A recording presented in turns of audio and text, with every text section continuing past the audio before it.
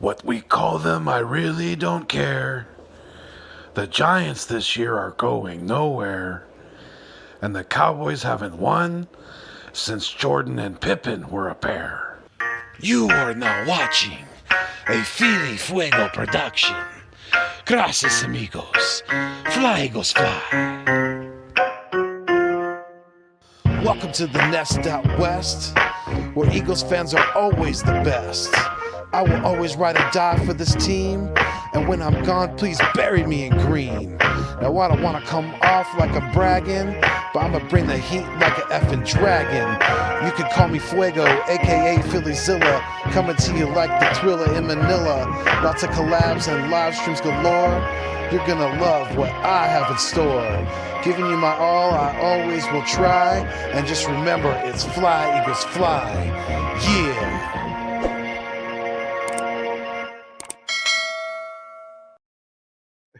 What is good? What is going on? And what is cracking?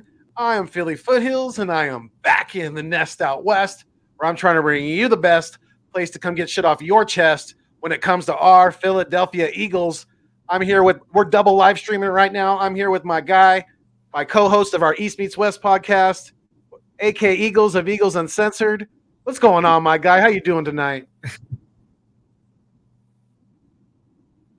I was just getting down to that intro, man. Fucking right? I love it. No, thank you. What's going on? How's it going? Doing a great job, man. I appreciate everything you do for me and all these people. Just keep grinding. You'll get there, man. I got your back. You know that. Well, what's going on, everybody? I'm your boy, AK Eagles. I am the host of the Eagles Uncensored podcast. I may fuss and cuss, but you can count on me and my content like the fucking city bus. What's up? Absolutely. Hell yeah, man. We got 5 people in the live stream right now, so shout out to everybody in the live stream. We got Jordy Fighter. He said, what's up? What's going on, Jordy? We appreciate you being here. We got Big Play Slay in the house as well. What's going on, Big Play? We got Bobby Philly fan in the house. We got One Trey Rock. What's going on, One Trey? Rock. Bobby Philly fan, what's going on, my guy?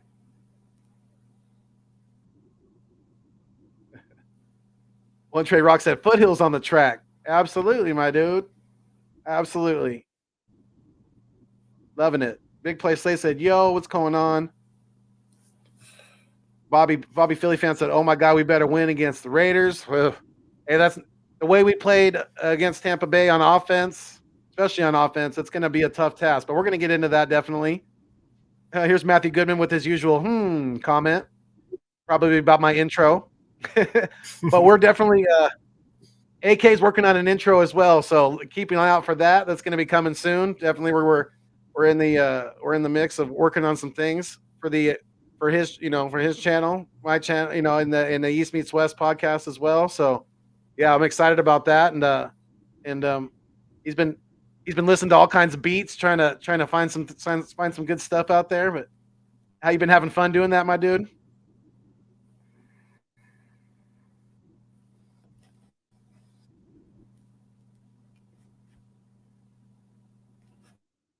What's up, bud? Sorry, I lost you there for a second. Good. No, you're good. You know what? Hold on, give me 1 second. Yeah, you're good. Gotta close something real quick. There we go.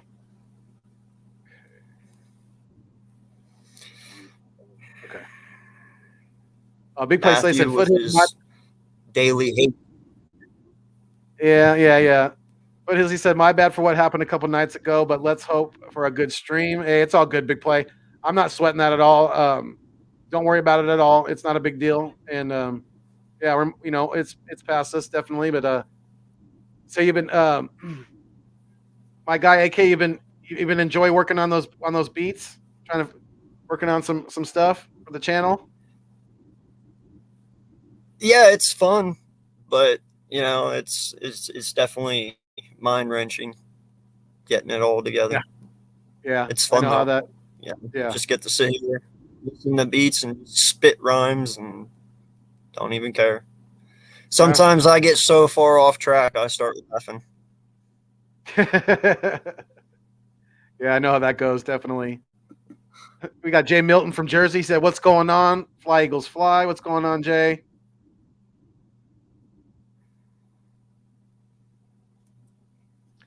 Jay Milton from Jersey said, "Philly Fuego, Foothills, love the content, bro. Appreciate you." Hey, Jay, I appreciate you, my guy. Thank you for being a part of the Philbillies, a part of the content, a part of watching my stuff and just enjoying it. I appreciate you. So thank you for the positive words, my friend.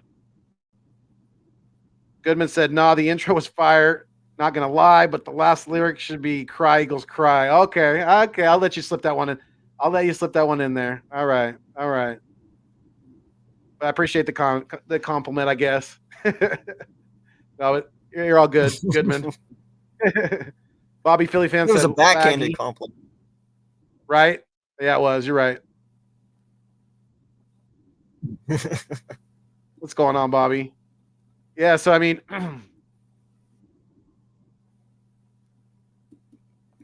what do you think it's gonna? What do you tell me? You're the head coach. Put yourself in the head coach's shoes right now. What are you? How are you attacking the Raiders? How are you going to go into Vegas and get a victory? Run the fucking ball. Simple as that, right? Yeah. No lie.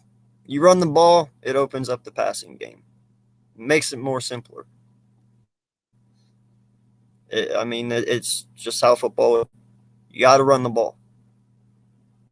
Totally agree. You can't throw and be one-dimensional.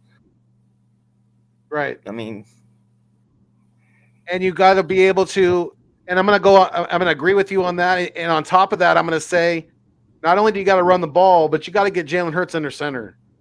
You can't just have him in shotgun all the time. You got to have him doing some 3- and 5-step drops. And it's not going to, with his mobility, it's not going to make that much difference if the offensive line is a little leaky at times. It's really not.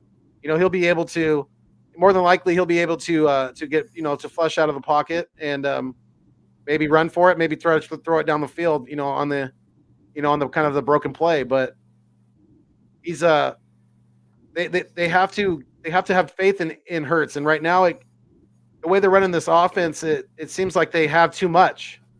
It seems like they're pressing too much for him, with the way they're calling these plays. Yeah, I mean, first off, our run, 60% of them should be from under center. In an I formation or single back set. And he just hands it off and lets him go. But you want to hand off in shotgun sometimes too. I understand that teams do that. It is what it is. But you got to get Miles the ball. I mean, right now Jalen Hurts is accounting for 85% of our offense. That's fucking ridiculous. He's 85% of the Eagles' offense. Yeah, that means 85% of the time Jalen Hurts has something to do with it, whether it's a run or a pass, and that's fucking crazy. Right, and that's way too much to ask a second year, barely a second year. It's basically his rookie year, especially in this offense. That's way too much to ask a quarterback, and a young wide receiver core on top of that with no real veteran leadership.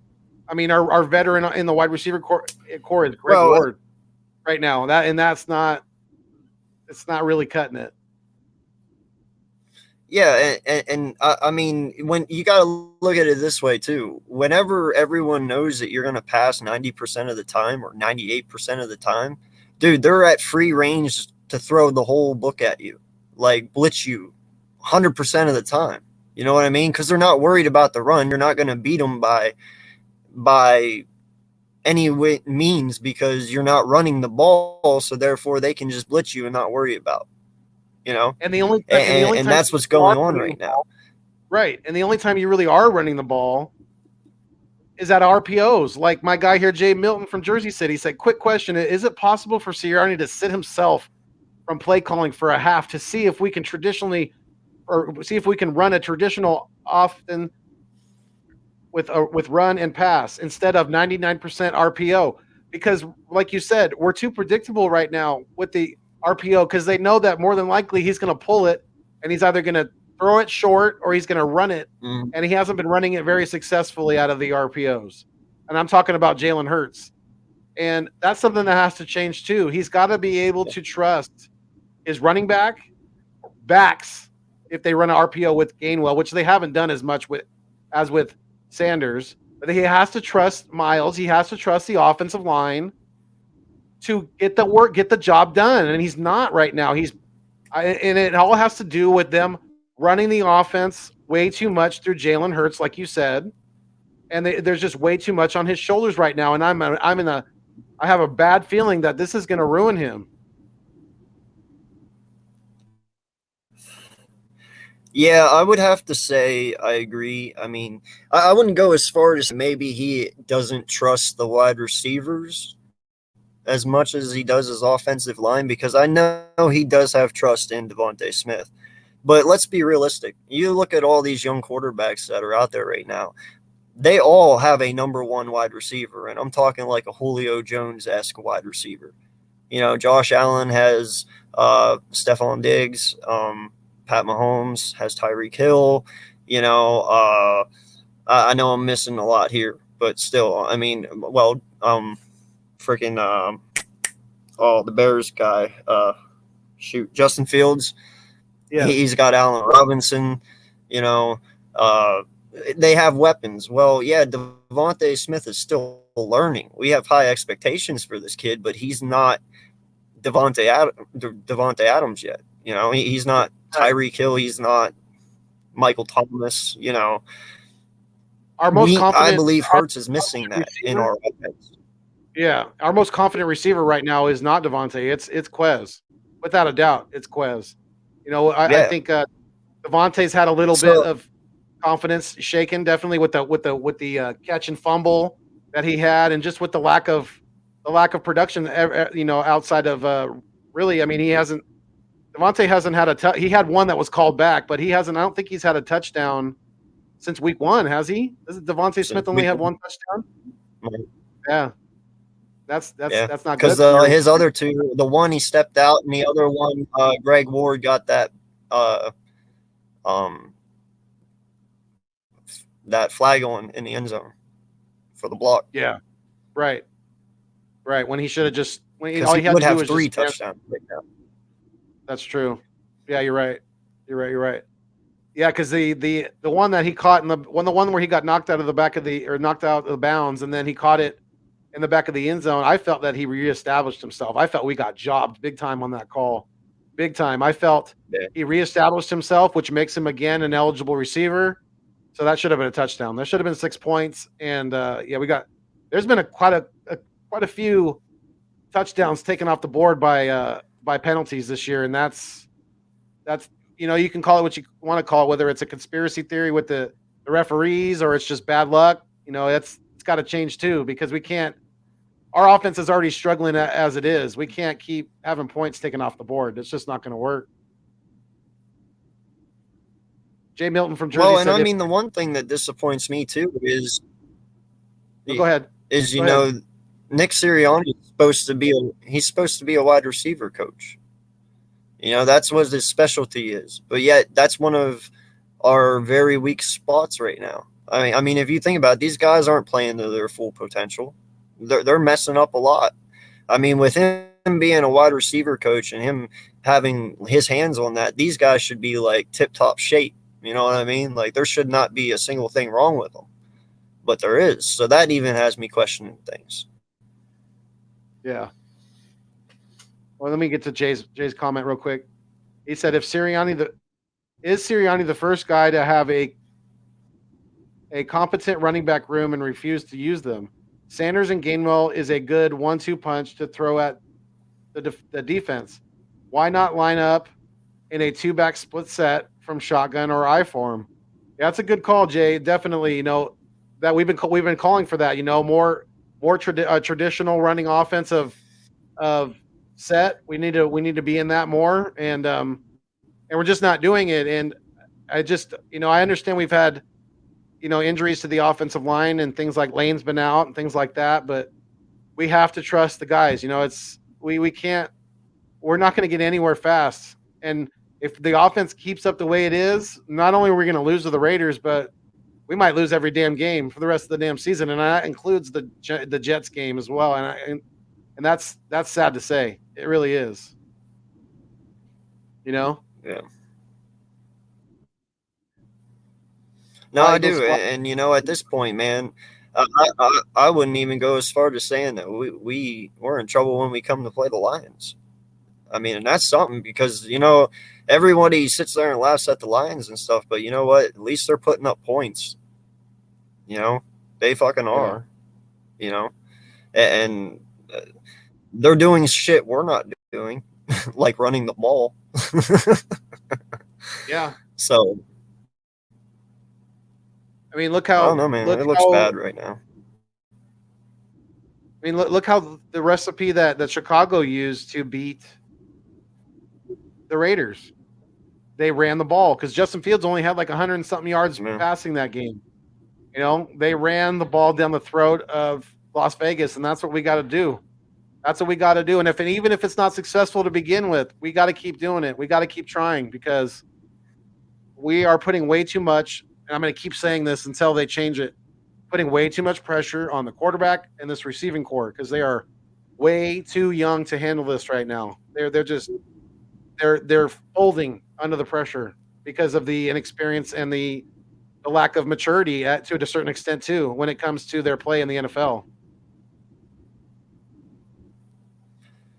Yeah, I mean, listen. I told you a couple of days ago, if this was your plot all along to do this, to test Jalen Hurts to see how far you can take him and to see, like this is his year to prove it.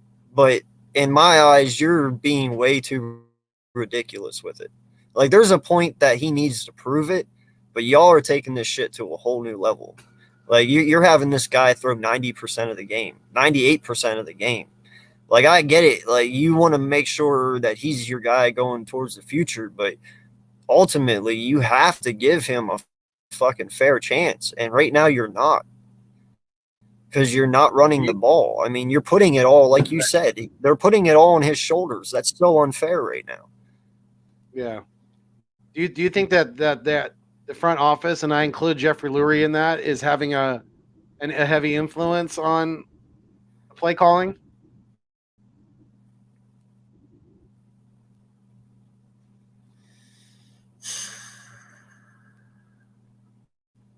I don't know. I would hope to say no, but I mean, I would think if they are, the only reason that they're doing it is because they don't want to put themselves back into another Carson Wentz situation.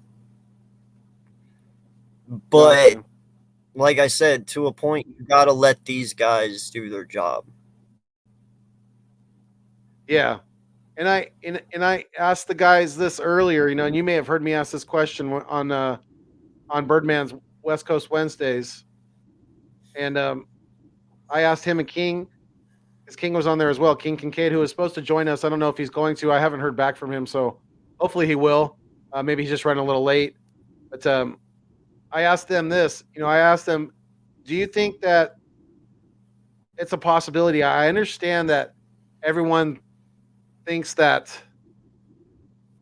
Jeffrey Lurie and Howie Roseman's relationship is very, very close, and I believe that it is. To an extent. I mean, they're not, they're not blood related, and they're not married or anything like that, obviously. But do you think that Lurie could have pulled Sirianni aside and said, you know what? I want you to run. I don't want you to not run the ball that much this year, to pass the hell out of it. And more than likely Hurts is gonna fail in that situation, and that gives me an excuse. And I'm talking, from the owner's point of view, that gives me an excuse to fire Howie at the end of this year.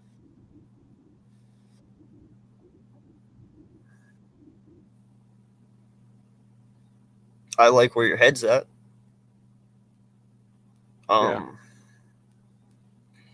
You know, I would love if that was the case. I truly would. But I still there's a dark part inside of me that I feel everything that goes on, it is because of Jeffrey to a point. Because when you look back at our previous drafts, when we missed DK, when we missed Justin Jefferson, when we took Hurts, when we had Wentz, you look at all these decisions. We took At any Barnett. moment, at any time, Jeffrey Lurie could have stepped in and said, "What the fuck are you doing?" Yeah, what the fuck are you doing? Yeah. No, hell no, stop. He could have. He could have been like, "Wait, why the fuck are you taking JJ fucking Arcega-Whiteside over DK Metcalf? Tell me your reasoning real fast." And he could have been like, "No, you're fucking wrong. Take DK." Any owner should do that if it's truly that significant, And then fucking Jalen Reagor over Justin Jefferson. Like, where the fuck were you on that? So you look at these scenarios and it's like, well, because he didn't step in, that makes me feel he has something to do with it. Because, like I said, if I'm the owner, both times I'm stepping the fuck in, being like, listen, I know I'm supposed to stay out of this shit, but you're fucking up right now, and I'm not going to let you fuck up. You know what I'm saying? Like, there's certain times that as an owner, you have to step in, and that was 2 times you should have, and you didn't. So, like I said, in some sort of ugly way, I feel he has something to do with it as well. But who knows how far this rabbit hole really goes, man. Well, that's the scary thing for me too, because I'm gonna be a nervous wreck. Probably the rest of my hair is gonna fall out next April if Howie Roseman has 3 first-round draft picks. I'm gonna be a nervous wreck until that draft is over. Because if he's our GM next spring, that means that more than likely they're all 3 going to be linemen. They're all 3 going to be linemen, defensive and offensive linemen. I'm telling you, like that how Howie drafts. That's what he fucking does. He's going to probably grab 2 defensive linemen and 1 offensive lineman, and we'll still be holding our dicks over a linebacker in a corner.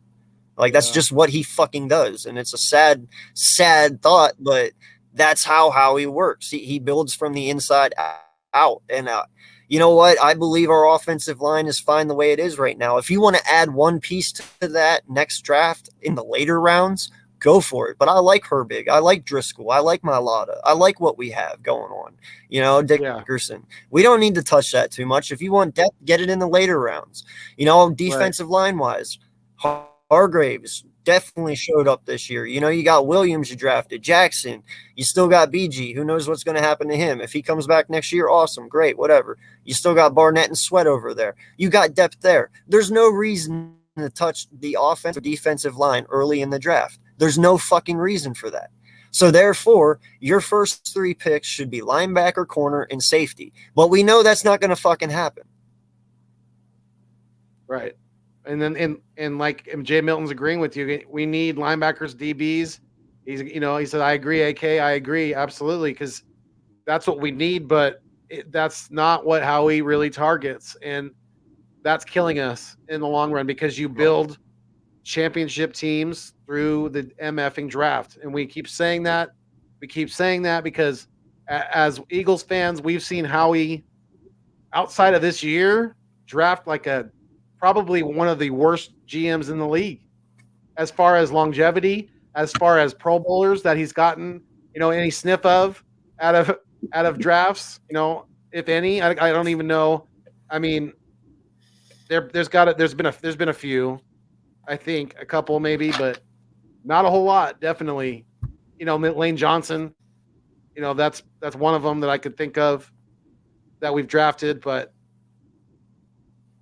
man, that's just a scary thought, because that's another thing. Is Lurie going to trust a new guy with all that all that cap space, with those draft picks, or is he just going to I want would. to? I I would fucking too, would. but he's old, and old people don't like change. Because they just nothing has shown me in the last 20 years that Howie can handle it. right. Nothing has shown me in the last 20 years that Howie can handle it. So why the fuck? Dude, you've already hit rock bottom. The only way to go is up. You can't go any fucking lower. Yeah. Yeah, But I see, think that's what's going to happen, though. This dumb motherfucker is going to sit here and he's going to take. I am lagging a little bit, by the way. Sorry. I'm not trying to cut you off. You're good. But yeah, no, this dumb motherfucker is going to sit here and trade away our 3 first-round draft picks for like Russell Wilson or something next year, some veteran, or he's going to trade our 3 first rounds for the first overall and fucking get a QB. That's Howie Roseman in a nutshell. That's something he would fucking do. He's not going to sit here and be smart about it. He's not going to sit here and play the safe route and be like, hey, maybe Hurts can be the guy. No, we all know how Howie is. He's not that guy. He's not going to be patient. He's like a fucking a crack baby in a candy store. He just can't fucking stay put for 1 minute. He can't hold anything. Like he's a nervous wreck. He really fucking is. The only thing that dude should have control of in Philadelphia is our money.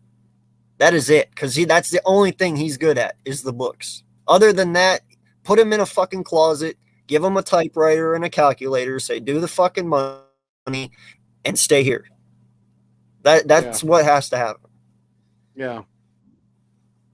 Jay Milton from Jersey said, is it safe to say that coaching has kept Howie in his job because of all the misses over the last 3 to 4 years? He should have been out of there. Coaching coached up the guys Howie drafted in. I would say it's,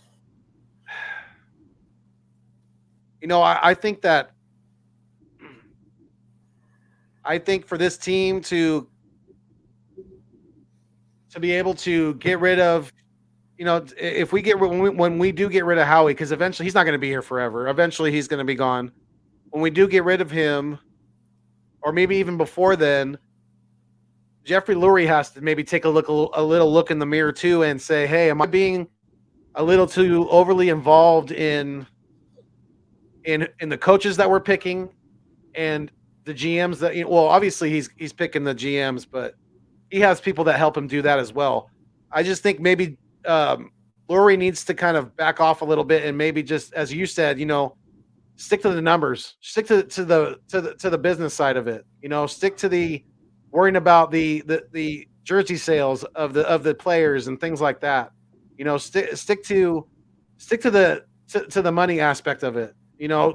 Stay your ass out of picking coaches and definitely drafting players and things like that. So I'm really split. I have a pretty even split. Well, I'd say it's probably like about 60-40. It's 60 Howie, 40 Lurie at this point. I'd say it's about that. And I just hope that when we do get a new GM that Lurie's not not pulling out some of these same antics that he has been recently. Payo time, LA Rams YouTuber. What's going on, my guy? He said, hey, Eagles crew. Yo. How y'all doing right now? Good night to talk football. Absolutely. Hey, absolutely. Thank you for being here, Payo. I really appreciate you.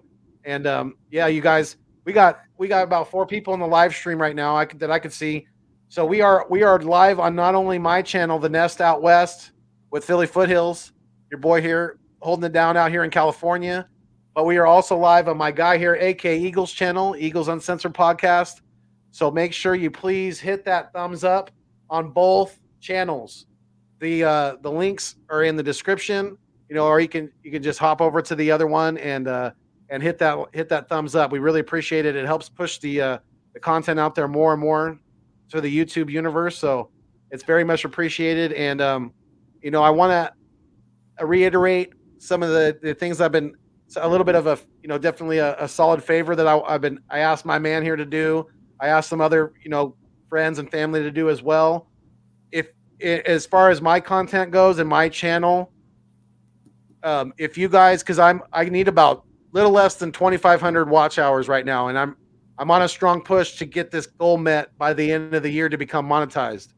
So if you can, even if you're not watching it, if you can just have if you can put on some of my longer live streams and just have them playing in the background, you can mute it. It doesn't matter if it's an old live stream.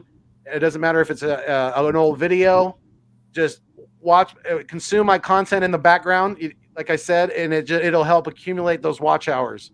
So I would really, really appreciate it from you guys. And like I always say, you guys are the food and the water to the channel. Without you, it will not continue to survive. So if you're feeling the vibe, please make sure to like, share, comment, and subscribe to keep my dreams alive. Definitely appreciated. Birdman _951's in the house. He said, I don't think Howie is even good money either. Hashtag fire Howie.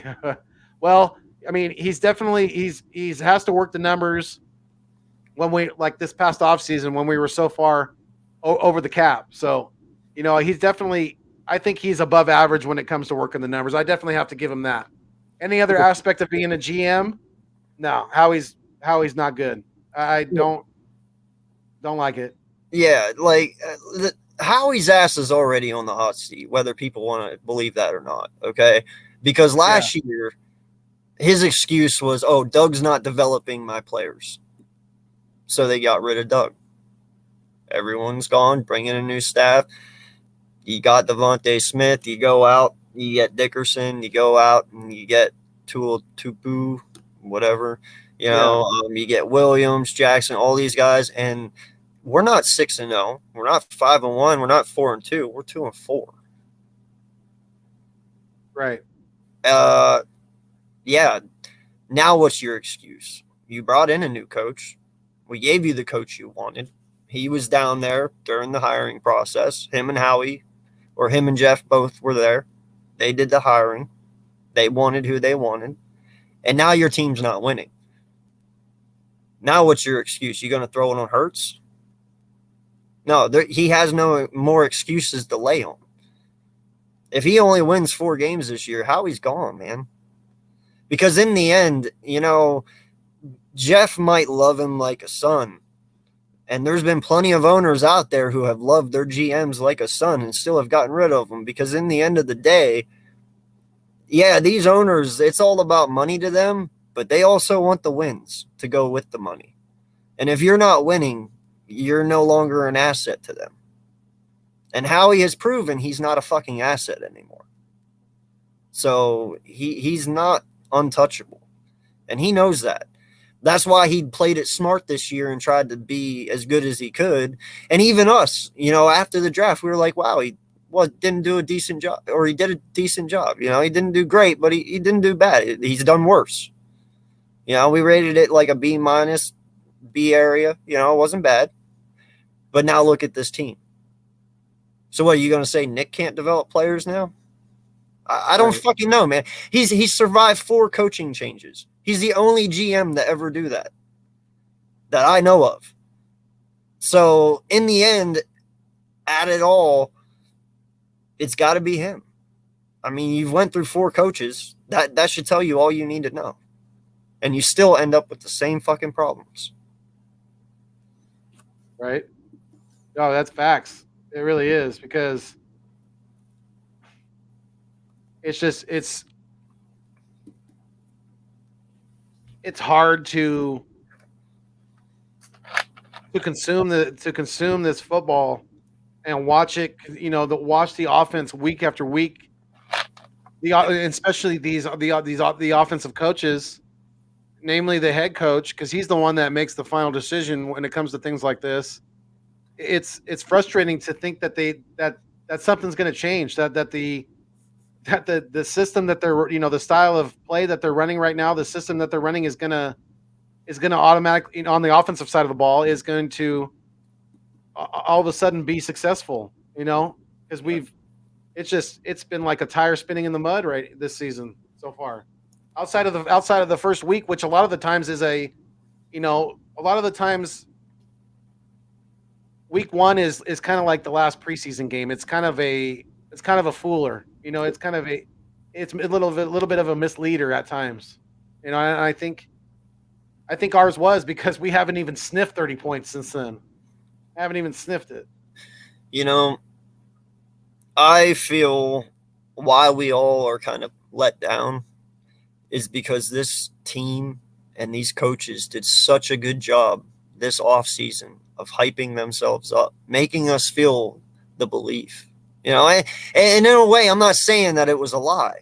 I truly believe they feel it. I just feel it's taking them a lot longer to get to where they wanted to be. I don't believe this team has reached their max potential, but I believe it's taking a lot longer than what they need it to be. They should have already been there by far, but like you said, that comes down. Dude's only going into his 7th game here. Brand new head coach. Even though he's in his 2nd year, he's damn near a rookie QB. He's only got the 9th game now. Yeah. So I mean, he hasn't even played a full fucking season yet. So even though he's in his 2nd year, he's technically in his rookie year playing wise. Yeah. I know that doesn't make any fucking sense to most people, but it is what it is. 9 games. It's not even a full season. So not only that, but he got a whole new coaching staff, a whole new playbook. So he had a new offensive coordinator, a whole quarterback coach. The only coaches that stayed the same on this team is the wide receiver coach, who I don't know. I liked what I seen from him in training camp and things like that, but I don't know. I understand that we have a lot of young guys in the wide receiver core, but the lack of separation that I've seen at times, it concerns me. But also at the same time too, Jalen Hurts is not seeing the field because, for one, he's getting flushed out of the pocket a lot. And I don't know if that has to do with his lack of confidence in the offensive line, because a lot of times you see him just bust out of the pocket right away, and he's not even trying to stay in the pocket. He feels a little bit of pressure and he's gone. He's got to learn to stay in that pocket a little bit more, trust his offensive line, and go through his progressions and read the field from sideline to sideline. You can't limit the options for a guy like him. And you know what? A lot of times, man, I feel that's Jalen Hurts being uncertain of himself. And the only reason that I say that is because we all know being a pocket passer is not Jalen Hurts' strength. That is something he's working on right now, and that's something he practices every day. And it's a comfortability level. He has to get comfortable in that pocket, and he's just not yet. That's why he takes off. But like I said, they did such a good job this offseason of making us believe. And like I said, they weren't lying. They believed, and they do still believe, but they just did such a good job at making us believe that they had way more together than what they did. And they truly probably thought they did, but then they realized once the regular season came, no. We got a lot of work to do. And they realize now how far behind they are. But, I don't think they intentionally tricked us, as I put it and as you put it. I just believe they just messed up because they're rookies, man. And I don't know if I'd call it one and done. I mean, for anyone. I know it's not a great season, but I just don't want to start being these teams that one and done, head coach, quarterback. I mean, dude, you could be searching for a quarterback for the next 5 years. I have no fucking idea. You never know, and the one thing you have to realize too is in this draft coming out, is there anyone that you can truly say for certain is that guy and will be that guy and can be better than Hurts?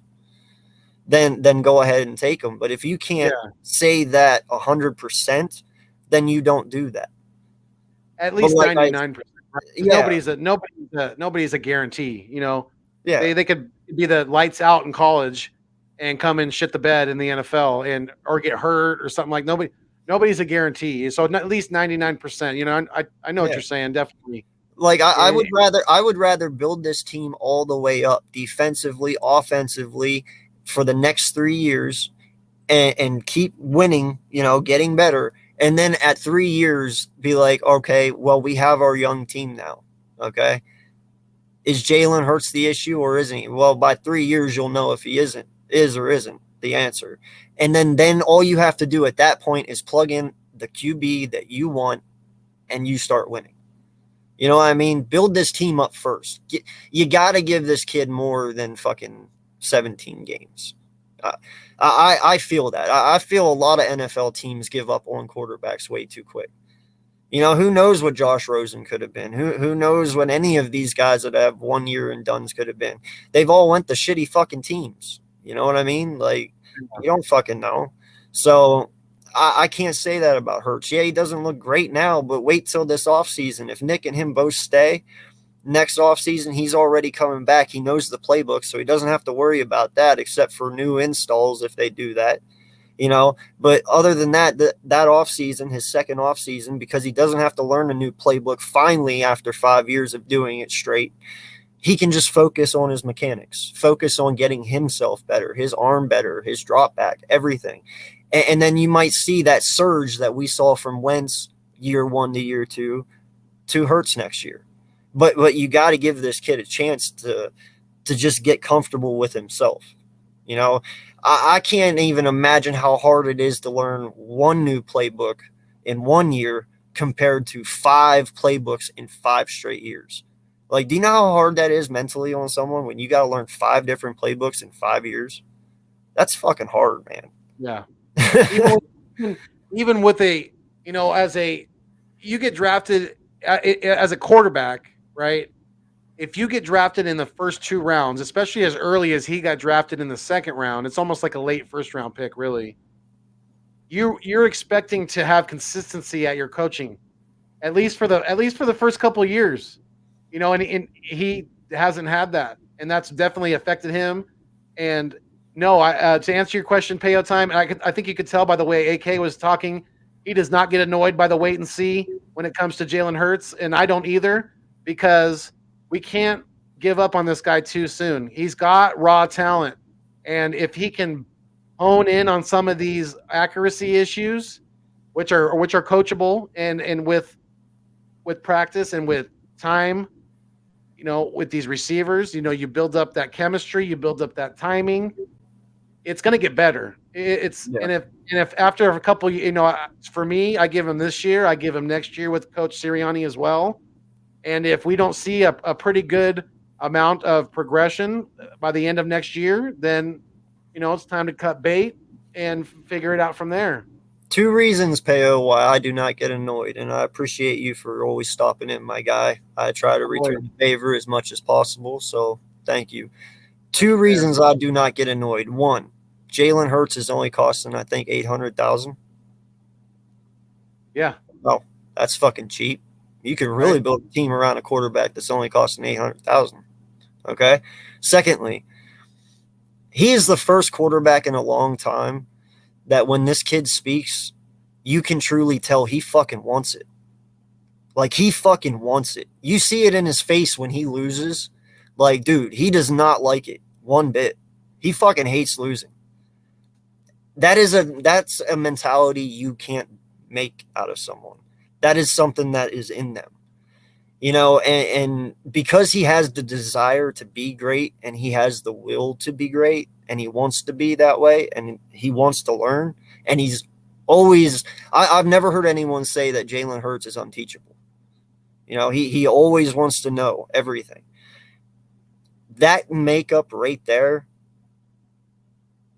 that's what makes him not have a floor or a ceiling. He can be whoever the fuck he wants because he has that drive. You can see it written all over him when he's winning and when he's losing. When he's winning, you can tell he's happy, and when he's losing, he's pissed. And I love that about him, you know, and I love that he throws it all on him. He's like, yeah, it's me. You know, I should have done it. It's my fault. I admire a man that takes blame. And especially when you're a quarterback, you know, you have to be able to swallow your pride and take that responsibility and show that leadership, show that maturity. So yeah, I like that too. You know, I just need to see. I need to see him start to try to trust his offensive line more. You know, and his running back.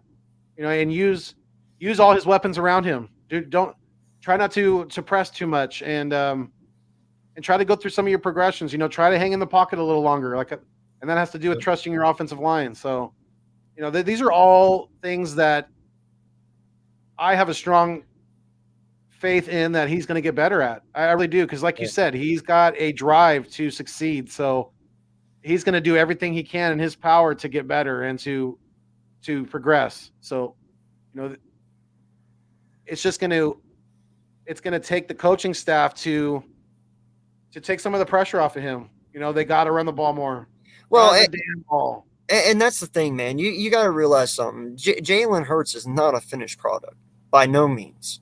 He's a project. You have to realize that. Jalen Hurts is a fucking project, and you have to be patient with this project. And the fact is, if you let him go and you trade him away, God, if he goes somewhere else and he fucking balls out, I'm going to be so fucking pissed. You have no idea. That's why I say, if you be patient with this kid,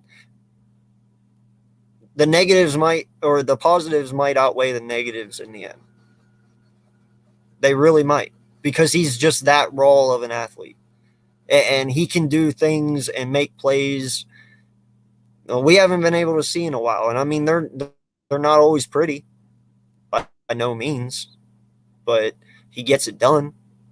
I mean, he has a lot to him that Carson Wentz had. I mean, and he's way more powerful than what most people think. He can shrug you off pretty easily, but he is smaller than Wentz. He's 6'2", Wentz is 6'5", right. But power-wise, he's damn near the same. Hell, he's deadlifts 620 for Christ's sake. That's I think his legs are quite a bit stronger than Carson's. I can almost guarantee you. So I just say, don't get impatient. Like, finish out this project, because I feel when it comes down to it, the positives will weigh out more than negatives. I'm telling you, this kid is going to be something special as long as you're patient and you wait. But that's the thing, though. I don't think Howie's going to have the patience to wait, and that's what scares me. But Hurts was a Howie pick, though, so I don't fucking know. Hey, that's the thing. It's just, we don't know, and the way the Raiders pretty much stumped a mud hole in the Broncos' ass, on this past weekend, coming off of their head coach resigning because of some very controversial emails that have been discovered. A lot of teams would fold under that kind of pressure and transition, but hats off to that coach. I think it's their special teams coach. That's their interim head coach. And, he's definitely have them look, he has them looking pretty good. So, it's not going to be any walk in the park when we go into the desert this weekend. It's not. Yeah. Not at all. No, they got two good halfbacks, man. They got, Drake. They know the recipe. They know exactly. They know the recipe to beat us. They've seen, exactly. They got Drake and they got Jacobs. Jacobs. Yeah. Then you got Waller, Hunter Renfrow. Right. And literally Josh Jacobs, we were talking about this earlier too, as well. Josh Jacobs is probably salivating right now in weights of how big of a game he's going to have against our run defense right now, because he's seen what Leonard Fournette was able to do against us on Thursday night. So, I'm sure him, Josh Jacobs, and Drake are going to be in full force attacking this defensive, this defensive front.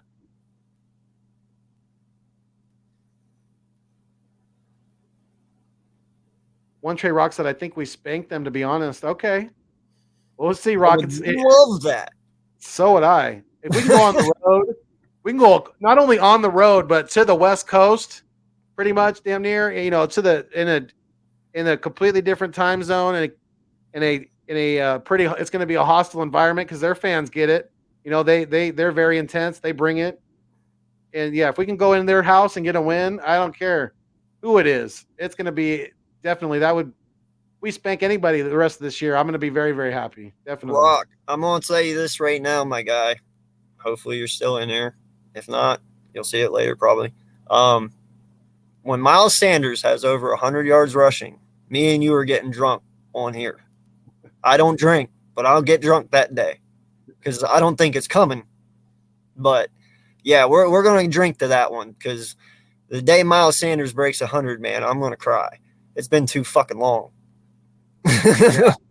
Agreed. And yeah, I would probably join you guys definitely on that because I'm the same way. I'm more of an herbal guy, if you know what I mean. But yeah, I'm definitely don't drink as nearly as much. But yeah, I would that day as well because that would be something to drinking. celebrate. Yes. No, absolutely. hold me to it, man. Hold me to it, please. I will be right there. I'll bring the moonshine. No lie. Payo Time, LA Rams YouTuber, he said, I just remember my experience with Sam Bradford as a wait and see guy, or if this goes right, it can be tough to cheer for them for years, but Hurts for sure. It's too soon. Yeah, absolutely. And Sam Bradford has, when he came to us, that he wasn't a wait and see guy. He was a hold your breath guy because he had a lot of injuries before he got here. He had a lot of injuries in St. Louis. So yeah, his knees were pretty much damn near shot by the time he got here. ACL tear. That's his name. Yeah. ACL tear. Right. Birdman _951 said, I give Trey Rock 20 if that happens. 20 what? 20 beers? $20, 20 beers. Wait, what? Yeah, hold them to it. Definitely, Rock. Definitely hold them to it. Absolutely. I don't think it's going to be this year though.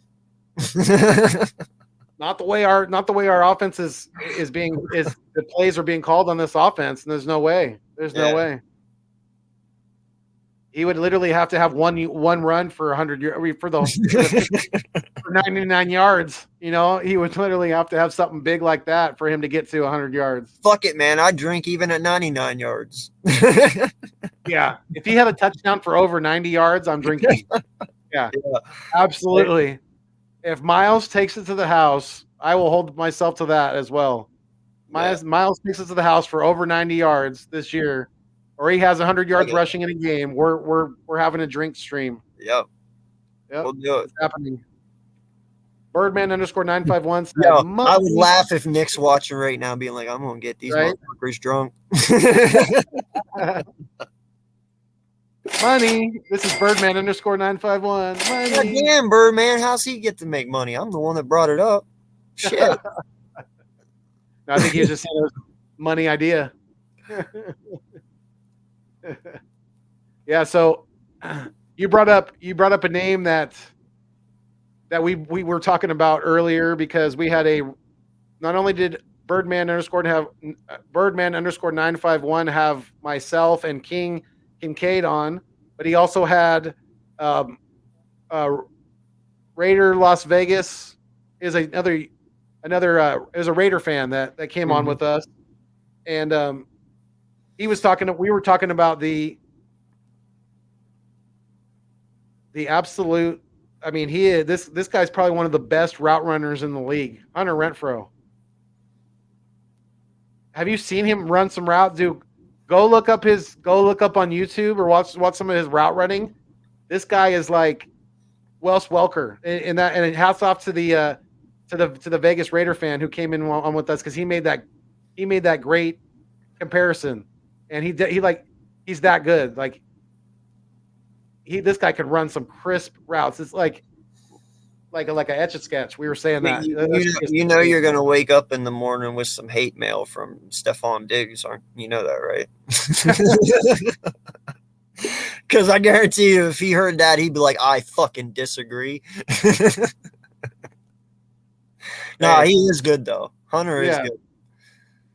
Yeah, LV Raiders. He's definitely underrated, man. I saw him play last year when he was a rookie last year, right? Yeah. Yes. This is his second year. Yeah, dude. I believe so. He was really good last year. I could see a lot of good potential in him. I'm happy for him. It's about time Derek Carr gets somebody to throw to. That's dependable. So, hopefully they can build off that. But yeah, no, Hunter Renfrow, man, he turned out to be a pretty nice catch for them, for sure. Yeah. Yeah, definitely. Let's see. What year was he? Let's see what. Look up. Make sure that we were. Let's see. When was he drafted? Let's see. Drafted Thought it by was that quick. 2020.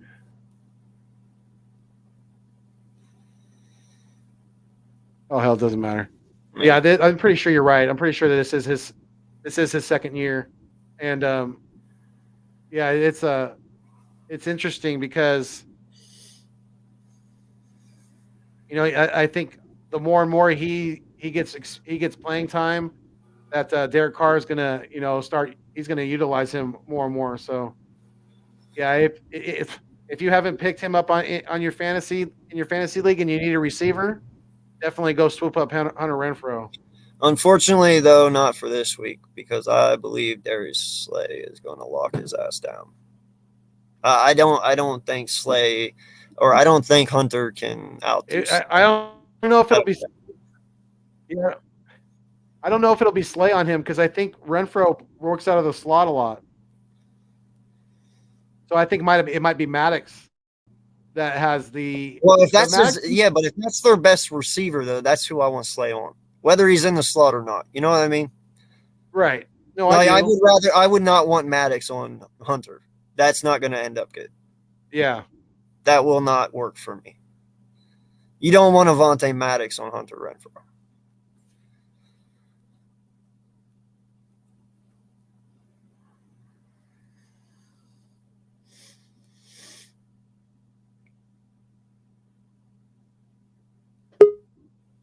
Sorry about that. No, you're good. All right, my guy. Yeah. You know. Yeah, Hunter Renfrow. Let's see. He's been playing well, dude. It's just, and I agree, Rock. He's been playing well. It's just Hunter's tall. Maddox is short. Yeah. He was actually he's been in the league since 2019. He was drafted in 2019 in the 5th round. Okay, so he's in 3 years. Okay. Yeah. He's been in for 3 years. I just took notice to him last year, though. Yeah. There he is. What's going on, my guy? Yo, what's going on? What's up, fellas? What's going on? What's up, bro? How you doing, man? It's been a minute since I seen you, brother. Last time I thought you was gonna rip my man's head off with the Atlanta. My man was talking all that junk. Yeah. I never did hear from that guy. He came on the I think it was Birdman's, right? Birdman, yeah. Yeah, he came on Birdman. He ate his crow. Yeah, respect. Yeah, definitely. And hats off to his Braves, man. I hope they take out the Dodgers in the NLCS. I really do, because they should have won last night. They kind of blew that game, but I'm hoping they're gonna keep that 2-1 lead going and finish them off. Because I want the Braves to be in the World Series. I do not want the Dodgers in the world. I'm a San Francisco Giants fan when it comes to baseball, first and foremost. So was my wife. Yeah. She's my wife's from the Bay, so she goes. Hey, shout out to Mrs. King Kincade, definitely. Yeah, man, she's awesome. She's awesome. Yeah. Well, she's a Niner fan, and then she's an Eagles fan. She always shows love to me. Yeah, that's good. So Matthew Walsh said Deshaun Watson to Philly rumors are surfacing once again. Enough with that nonsense already. Yeah. That's we got bigger fish to fry with this team right now. We don't need to be dabbling into some drama like that. That would be absolutely ridiculous right now. Right. But yeah, King, we were just talking. We were talking about kind of similar. We were talking earlier with Birdman. We were talking some Raiders talk. Obviously that's our opponent coming up this week. So yeah, we were talking about how you brought up the crispness, the route running of one Hunter Renfrow. Speak on that for a minute. Yeah, man. He intrigued me with his route running. His route running was, when as a majority of the time when you snap the ball as a quarterback, and the defense can either go back and cover what they need to do or crumble on you. So you're going to have a lot of plays where you're just scrambling. He's a good scrambler. He reminds me of like an Edelman, a Wes Walker. He can. So that's one thing. It's going to be a little bit of a challenge to Avonte Maddox to be going a 1-on-1 against Say his name again? Avante Maddox. I called him Etch a Sketch. Oh, that's right. Yeah. Hunter Etch a His Sketch route running is retro. crazy, Yep. bro. I've never seen route running like that in my life. Yeah. It's crisp. It's very, very crisp crisp. polished. Yes. He's a tough dude, man. He can catch the ball. He can catch the rock. You know what I mean? Another thing on there is Jacobs. Jacob. He's a little bowling ball, man. If we can stop somewhat of the bleeding from the running game, I think we are going to have a good day on defense. But the thing is, like, we need all three phases to show up on weekend. We haven't had that since Atlanta. Would you agree? Really? I mean, Yeah. on offense, definitely. Yeah. Absolutely. Against Carolina, it was special teams and defense. They played their tails off. Right. And then in the Bucks game,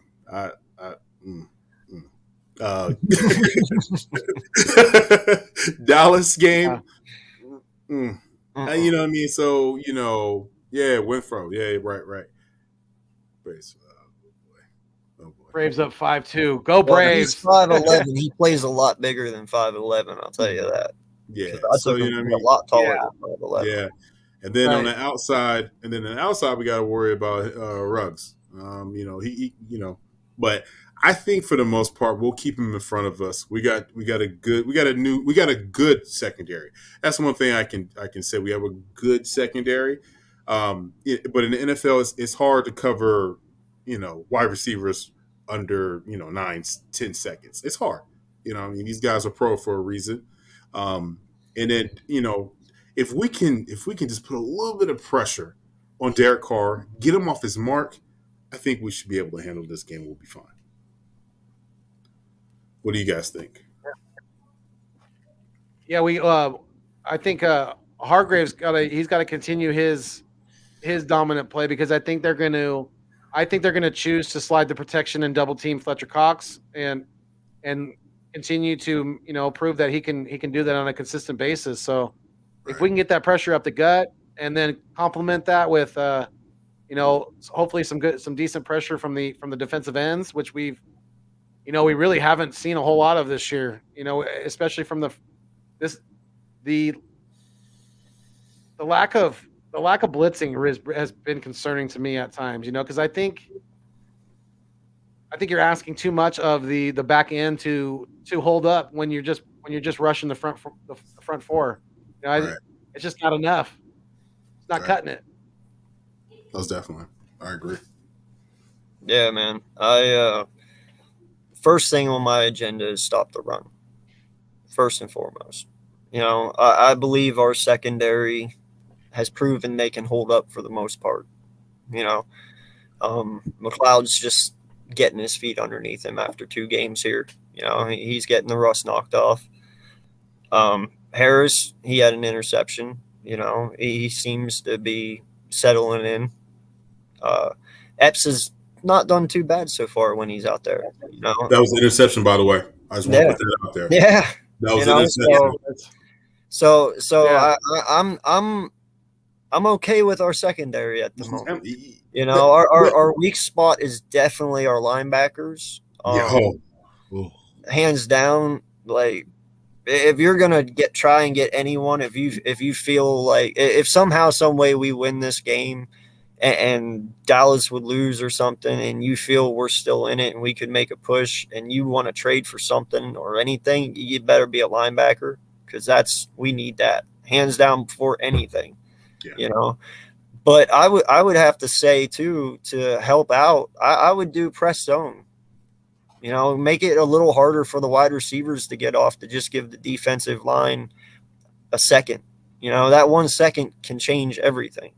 Right. And I would add blitzes in. Yeah, and I would add blitzes in, because you know what? Yeah, their weak spot as linebackers is coverage, but if you're blitzing linebackers, it just makes it even a lot worse, because all that's a lot more pressure. And I believe Nelson and Slay and Maddox can handle what they need to handle for that split 5 seconds before they get there. So I don't know. Sometimes I feel this coaching staff just makes it too tough on themselves. They overthink things. And I think they just need to go in simple-minded and just fucking play football. Right. And run the damn ball. Facts. Can you say that again? Can you say it again? Yeah, run the fucking football. Thank you. You're welcome. You got to establish something. Come on now. Yeah. Because if you're not going to run, then trade Miles for a first or second right now. Hell, let's go in with 4 first-round picks next year. Fuck it. Hey, Foothills, didn't we just say that a couple hours ago? Yeah, if you're not going to use him, trade him. Trade him. Fuck it. You can get another Miles. What'd you say? But hey, yeah, you might exactly. as well. Yeah, do something. Exactly. Yeah. And if I was Miles, if they're not going to use me, I want the hell out. You know, send me somewhere else. Send me where they're going to utilize my abilities in this league, because I got some great God-given abilities that he's not being able to utilize. And you know, to touch on what AK just said a minute ago about our weak spot on defense is definitely, without a doubt, our linebackers. Because it's not really that special if your linebacker is leading the team in tackles. If every damn time he's making a tackle, he's landing on his butt on the first down marker. Yeah. You know, he's basically getting plowed over for a first down. It's not really that special. It really isn't. You know, you can make all the tackles you want for that kind of, with that kind of production, and that's just, you're gonna continue to get beat over and over again like a drum. Man, KJ Wright was really sounding good right about now. You know that?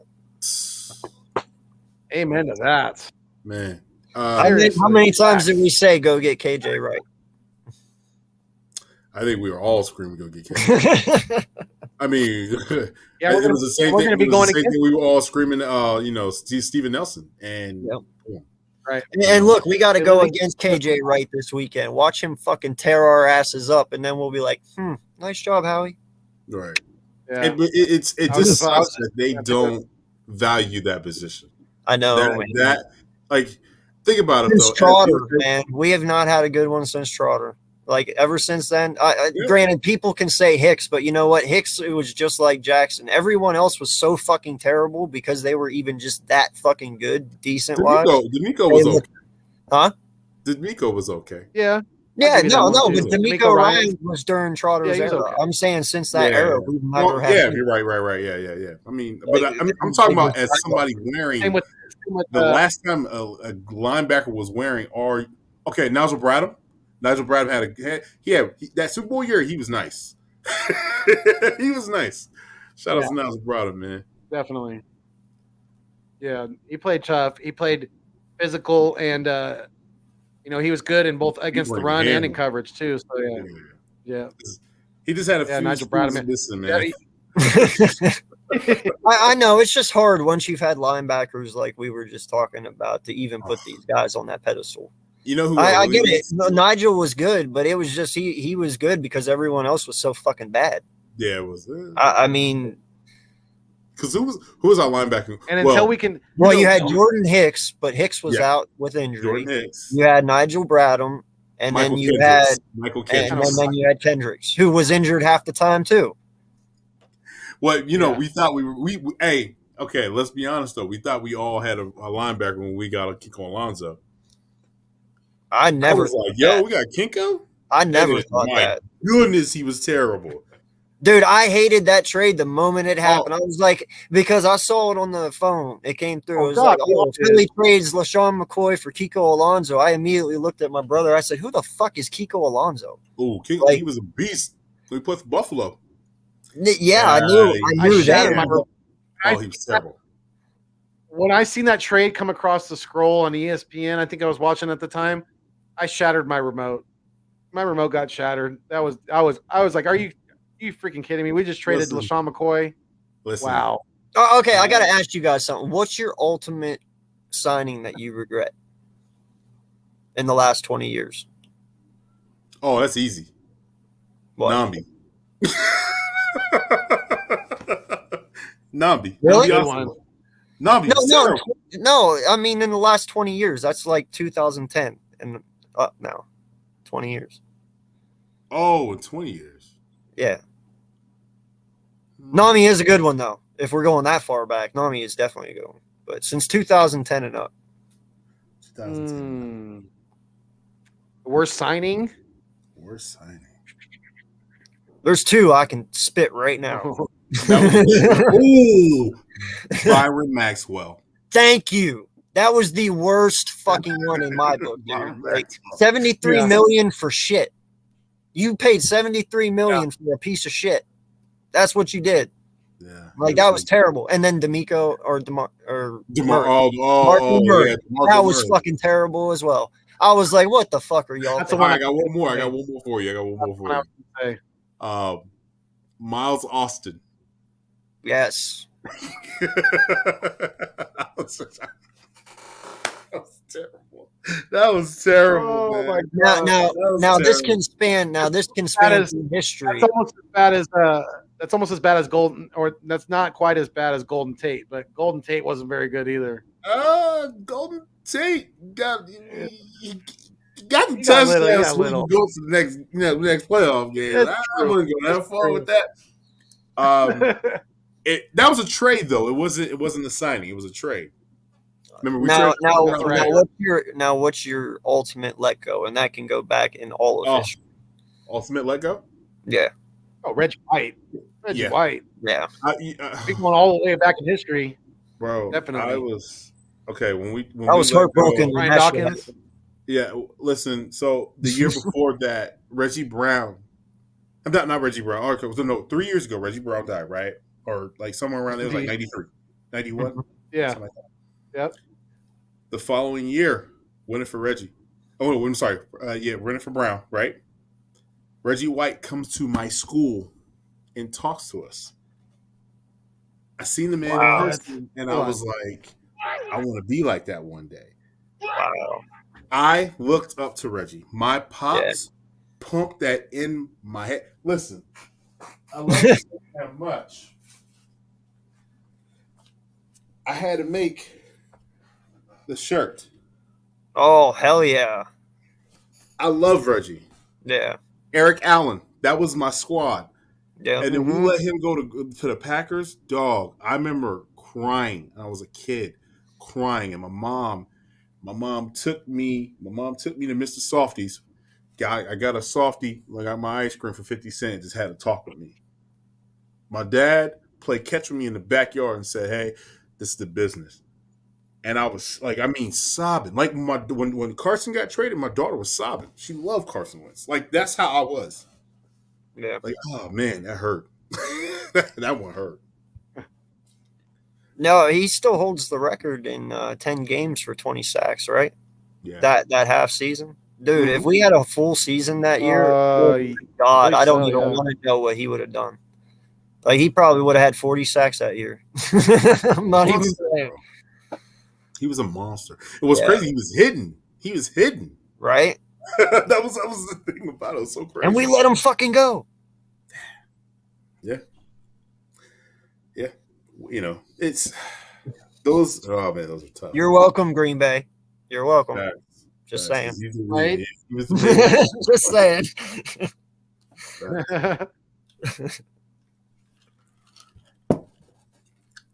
Damn. He brought me back, man. I got hair standing up the back of my head now. Like, man. Oh yeah. Reggie's I love like that. Dude, I have him every year in Mud on Madden. He's always on my team. Every year. He's always wrecking motherfuckers. All the time. Bro, here comes cheese. He was something else. That was like once in a generation talent. It was. Very, very generation talent. Yeah. Mm-hmm. Would you go as far as saying like he's that era's Aaron Darnold? Yes. Yeah. Yes. Most definitely. Not general players like that, like ever. Because I have to say, Reggie, Warren Sapp was nice. Mm-hmm. Mm-hmm. Am I missing somebody in between? Linval Joseph, right? Didn't he? Yeah. Joseph was nice, and then boom, you know. Oh, Yeah. and then Fletch was there. Fletch was Yeah. there a little bit before. But yeah, man, that's generation talent right there, bro. Yeah. I mean, imagine that.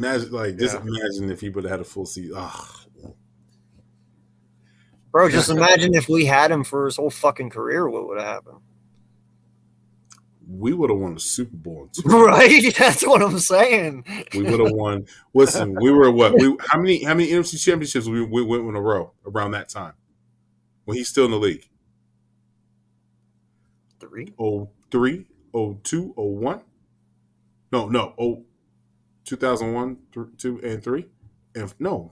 Was Reggie still in the league then? 2, 3, 4. Reggie retired in 2000. 2001? I'm trying to remember. I don't remember when he retired. I remember. Ask my Google. Yeah. Right? When did Reggie Wright retire? Don't get old, people. This is what happens. You turn to a cellular device. In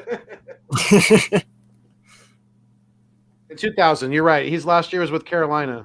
Yeah, he went to Carolina. That's right. Yeah. But imagine if they would have, man.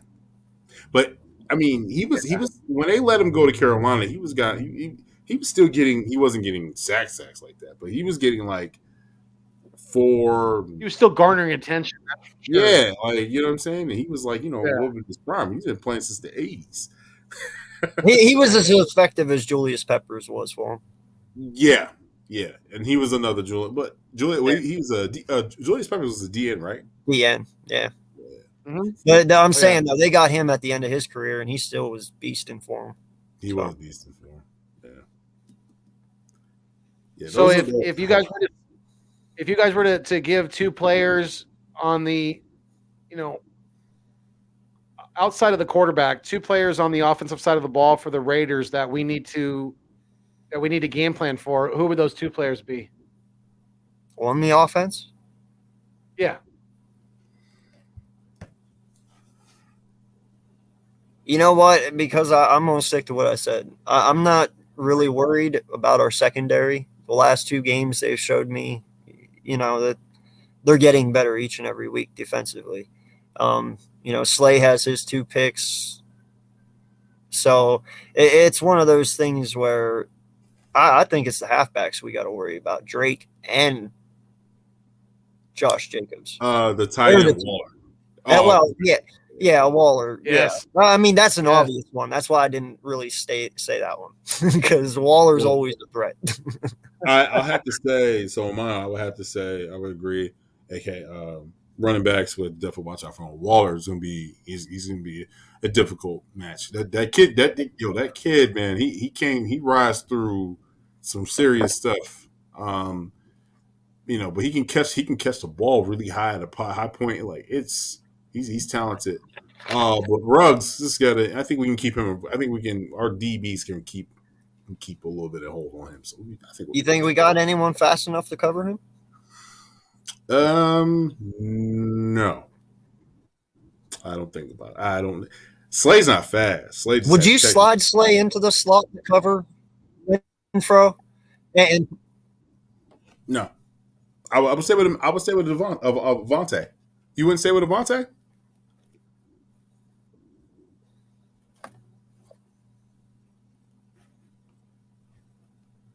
Okay. Hello? Yeah, I'm here, bud. Sorry, I lost you there a second. It might be lagging from him. He might be coming back in or something. Gotcha. But yeah, I was going to say something. Shit. No, I mean, Devontae. My bad. Oh yeah, no, I think Avante can handle it. I don't know. I believe Hunter's the real threat out of that whole our wide receiver core. And in my eyes, I would want Slay on the best receiver. Unfortunately, that's in the slot, but Yeah. Slay gets eaten up in the slot at times. He gets eaten up. Waller's he's probably the problem because our linebackers are trash. Mm-hmm. Well, I think what else is crazy is like what happened to Eric Wilson. The linebackers haven't been terrible in coverage.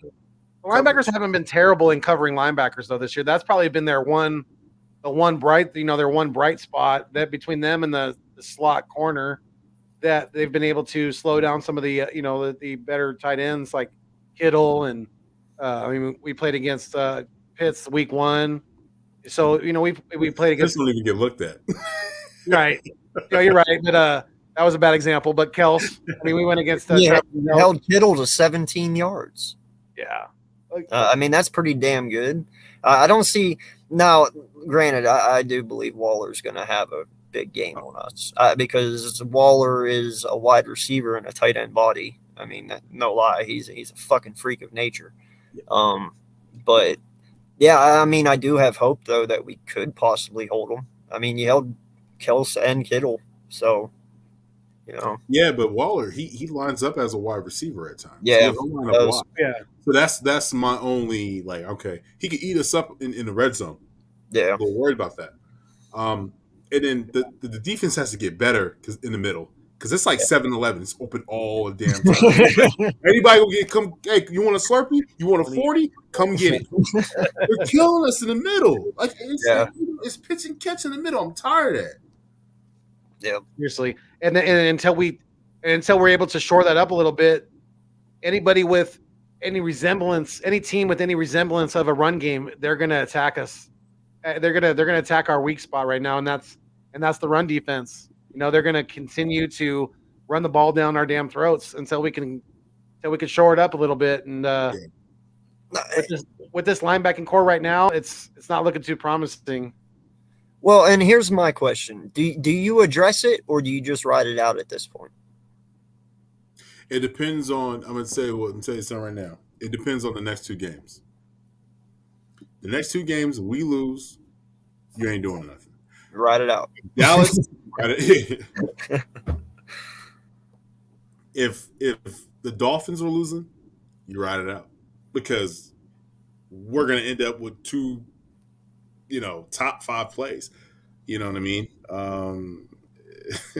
This linebacker core is terrible, man. I'm watching tape all 22, and Alex Singleton. He's probably the best linebacker we have on the team, right? He's not even attacking the running backs. He's letting them come to them. That's high school, middle school football, man. You got to go get him. You got to go stop him. Can't come to you. Yeah, no, I noticed that too, man. A carry on us. It's crazy. The linemen are actually getting to the second level and making contact with him. He's standing still. Yeah. You're going to only get pushed back from that point because you have no motivation going forward. There's nothing going that way, and that's one thing that I have always been saying since week 2 is what are our linebackers doing? They're literally just standing still, getting hit. They're not even coming forward at all. Yeah, they don't know how to shoot a gap. No. They can't shoot a gap to save their life. Nope. They don't know how to shed. They don't know how to shed when they have a guard. And that guard is or the tackle. The tackle is getting doubled. They just don't know how to shoot.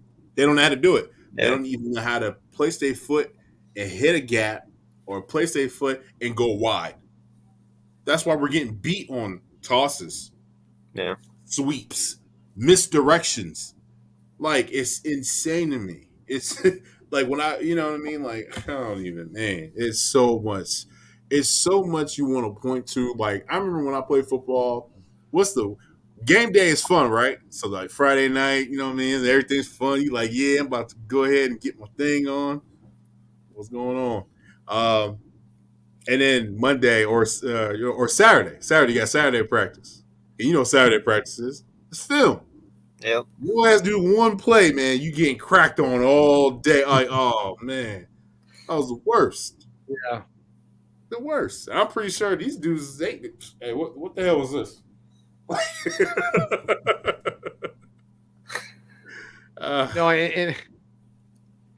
I don't even see how they go through all the film with all the mistakes they make. They'd be there all day, man. Yeah, exactly. They're running out of damn time. There's not enough hours in the day. There really isn't. Hell, the offense takes one day alone. Yeah. Yo, And imagine if you had that. Like, I had a coach in high school, and when I played college, I had two of my coaches. Is that one old school coach? He don't cuss. No. Son, what you doing right here? Jesus cracker, son. What's going on, son? Like, God darn it. My coach didn't. Coach Locke. Shout out, if you ever watch this, Coach Locke, I can, man. Oh my God, that man. Oh man, he never cussed. He never cussed. You know what's funny about that? I had the opposite end coach. My high school coach got fired because he punched our assistant coach in the face. Dang, he was the complete opposite of what you just said. Damn, really? Oh no, I had some intense coaches. They just didn't cuss. I don't know. Yeah, no, like I had some coaches. I'd be like, "Hey man, he borderline about to kick a kid in the head." Well, no lie, he was one of those coaches too. Like what happens on the football field stays on there. Like if you're gonna fight, you're gonna do it in a circle around everyone right there on the field. Right. You know, he let them do it. He was a whole different like. I never got it. I was like, wow, you really want us to fight? He's like, yeah, it builds character. I'm like, you're a dick. Sounds about right. Yeah. Right? About right. It's tough, man. Tough. Yeah. And it's gonna be a tough one. You know, what time? When I know you're going to the game, right, King? Yeah, I'll be at the game. I'll be in Vegas. When are you heading out? When are you heading to the desert? Well, I'm in the desert, so I'm going to the Sin City desert. I head out Friday around like 4:00. So I still need to pack. My wife is on me about packing and getting our stuff done, and then we got a babysitter for the dog. I got my mom's coming to watch our daughter, so I'm already ready to go, man. I'm probably gonna doing something with 4th of John, like interviewing everybody on the West Coast because I'm representing the West Coast for 4th of John. Are they going to be at the game too? Man, I was trying to get Gail to go, bro. I was really trying to get Gail to go. I was going to tell you to tell him. I said, "What's up?" But yeah, I actually just got off the phone with him. I was on the phone for like a good 20 minutes. We were talking about what we're gonna do. We're gonna do a pod this weekend. But yeah, man. I was trying to get Prom to go, but it's his wife's birthday. They just got married, so happy birthday to Prim's wife. You gotta follow the rules. The boss. Oh, yeah. It's the first year of marriage. You gotta follow. Happy wife, happy life, man. Exactly. Right. Happy wife. Avoid the knife. Yeah, man. Yeah. So, most definitely, man. We're gonna be out there for Tori's Pine Pub. We're gonna be out there Saturday night. So nice. Oh man, it's gonna be live, man. I even talked to E-Rock. E-Rock's gonna be out there. Everybody's gonna be out there. So me and E said we're gonna do something. We're gonna try to do a collab or something. So I'm gonna try to hit up with him later on. That's what's up, man. Yeah. Yeah, I hope we can win, especially away. I want to win in their home. That'd be awesome. Hey, man, it's a new stadium. I know, right? Yo, take pictures and send them to me, man. I want to see how. I got you. Yeah, like I heard it's gorgeous, man. I heard they put like amazing money into that place. Yo, did you see that you're on the freeway? You can watch inside the game. They have a jumbotron on the side on the damn arena. You drive by, and the game is playing. So you can just stand outside and watch the game. You don't even have to go outside and watch the game. That's dope. We need one of those in Philly, man. Hopefully it doesn't cause any. Imagine they put this joint at the link. That's won't be right. They got all those. Aren't those like on the side there? Aren't those like solar panels? And the side that's facing the freeway at the link there are those solar panels? North side of the link. Yeah.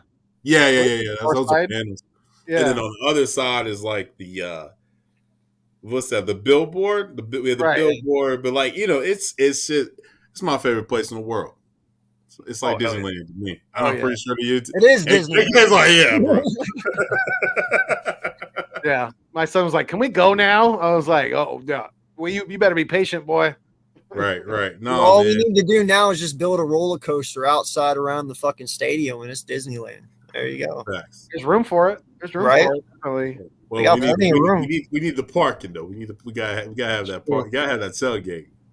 Unless you go to Infinity Live, then y'all just, you know what I'm saying? Right. Wow, man. Yeah, we've been on for like about a little over 90 minutes now, hour and a half. So, you know, if you guys, is there any AK? Was there anything else you wanted to talk about tonight? You guys just want to do our predictions for the game on Sunday? Yeah, that sounds good. I mean, I think we covered everything else. Yeah. For the most part. Yeah.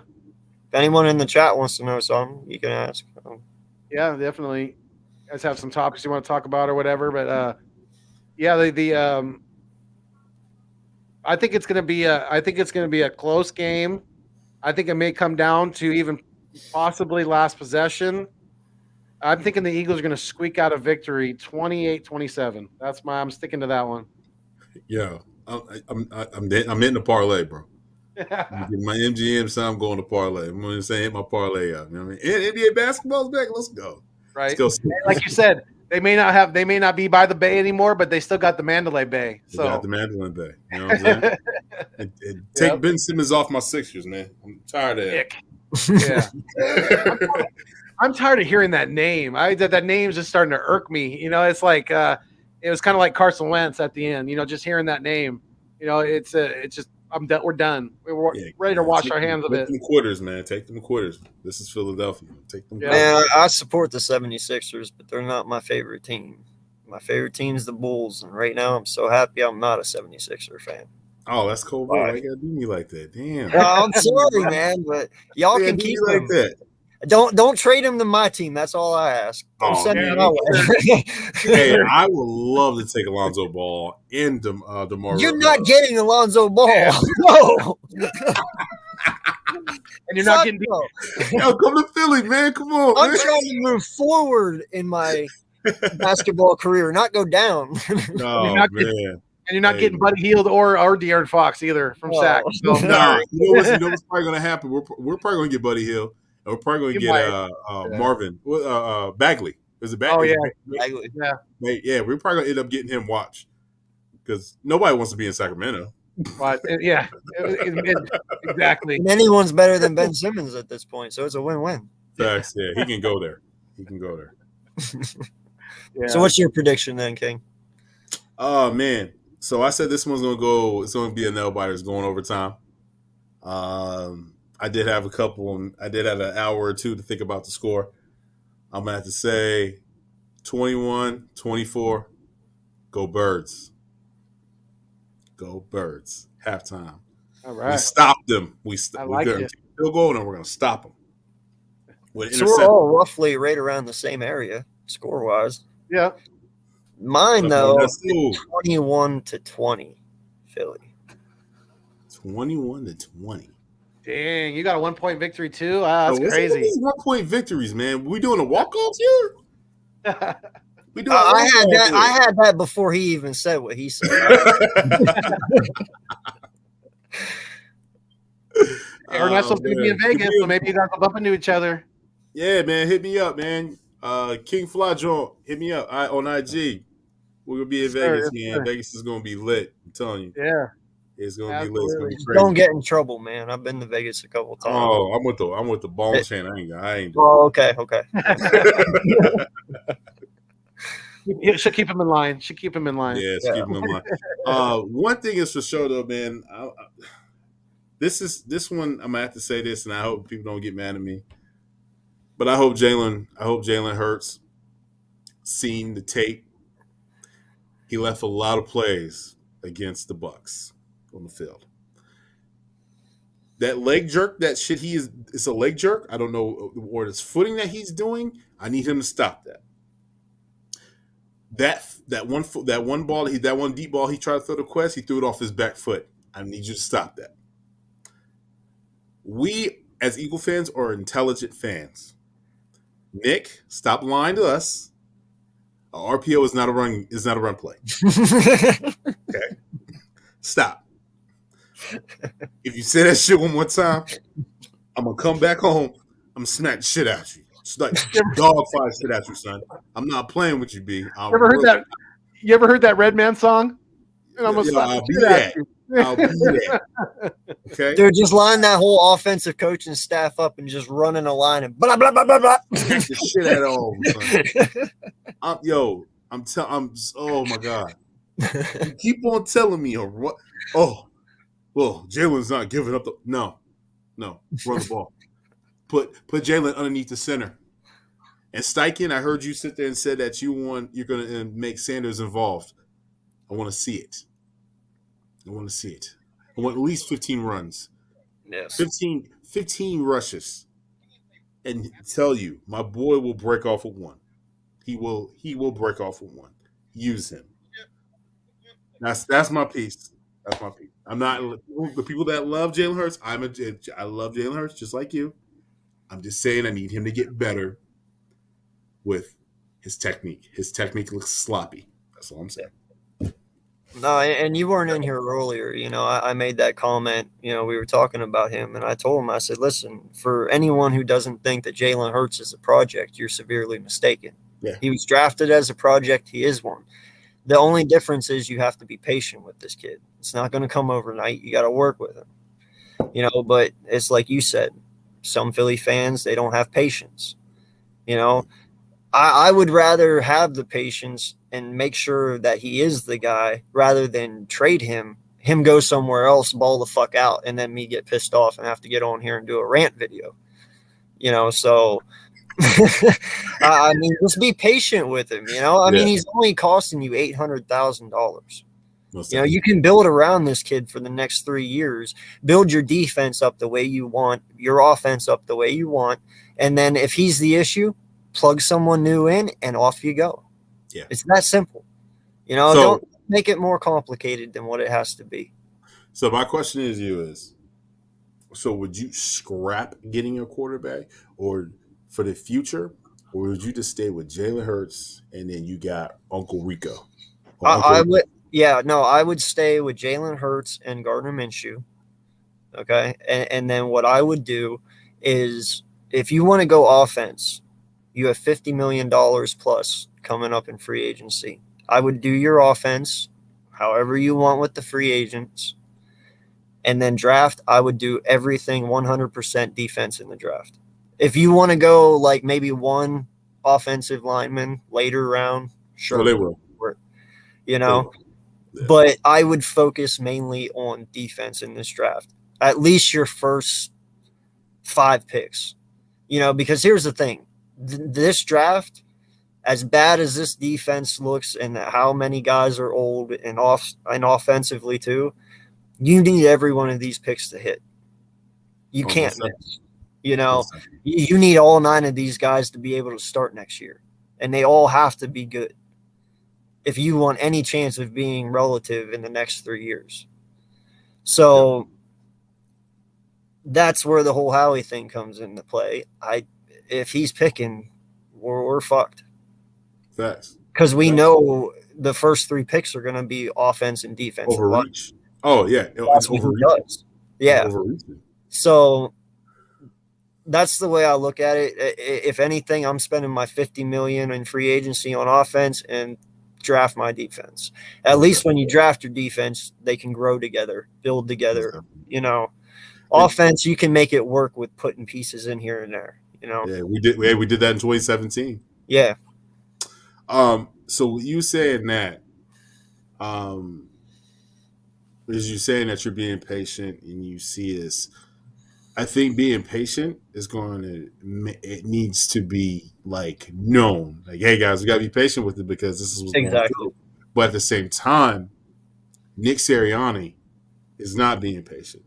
No. He's putting Jalen out there to get hurt, or not even to get hurt, to hurt himself, to mess up with his mental, his psyche. Mm-hmm. Protect your quarterback. Protect your quarterback from harm's way. Let's start running the ball. Yeah. Let's start game planning like how the Cowboys did to Dak. You know what I mean? Like, that's the stuff that we're saying. Like, certain throws, okay, we need you to hook those in for us. Mm-hmm. But if it's first and 10, let's run the ball, man. Let's open up the offense so that way, because think about it. and you and I were defensive coordinators, and Gail just tell me this, and I totally agree with Gail said. Gail said, "Man, if I was a defensive coordinator, you know what I would do? I would just rush the left. I would rush the right side and have Jalen go left because he can't throw left. That's the stuff that we need to be able to say, hey, okay, we got to help our quarterback here. You got to make it, 1st and 10. Okay, cloud of dust and 3-4 yards. Okay, now it's second and 6, second and 4. We need that. That's exactly what we need. You know what I mean? But yes, and most definitely, I don't think it's Ariane. Okay, and so to piggy back off what you're saying on that stuff, this is what it is. Yes, Jerry Lurie, he loves to pass the ball. But I think Nick Sirianni is doing too much of it. He's going way overboard to the point he's ignoring the run. And you're telling me at 23 plays on offense, you didn't even run the ball? You ran the ball one time with Sanders? 23 plays. That's unheard of. Yeah. Well, and I said the stat earlier, Jalen Hurts accounts for 85% of our offense. Him alone, 85%. That's fucking ridiculous. That's ridiculous. And that's rushing and passing. You should call. You know what you should call him? The Philadelphia Jalen's. That's what you should call him. No lie. So when you got that going on, man, you're already making it more difficult on this kid. Like you said, when you run the ball, you open up the passing game.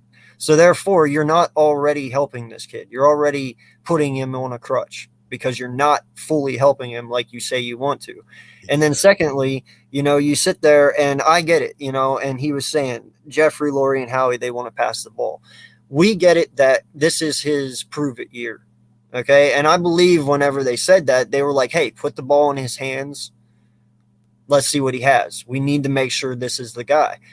But when they said that, they should have told him this amount of times. Like you're pushing it to the point where you're going to, I wouldn't say break him, because Jalen Hurts kind of gives me that vibe. You can't break him, because it's like I told Foothills earlier. You see the mentality of this kid. He's very driven. When he wants something, he wants it. And when he loses, you can see his face. He does not like losing, and that's a great mental thing to have. Right. But you can't cripple this kid, and that's what we're doing right now by not running this ball. And the evaluation of Jalen Hurts could go so much smoother if we would just run the ball, but it's not. And in the end, I believe that's what's going to fail, and that's what's going to take Jalen Hurts away from us and this team, is they're not planning right. I don't mean to interrupt, but what you just said right there is the main focus of what we got going on. Think about this. Jalen Hurts ran Doug Peterson's offense. Mm-hmm. We ran the ball, and look what, and he was over here making. We beat the Saints, and we were dead in the water. We were dead in the water. We were terrible. Yeah. We beat the Saints on was it Thursday Night Football, or Monday Night Football, something like that. We beat them because Jalen was making plays. You know what I mean? Yeah, it might have been the unknown, but he was going. He was cutting under. He was he was hiking the ball underneath the center. Play action.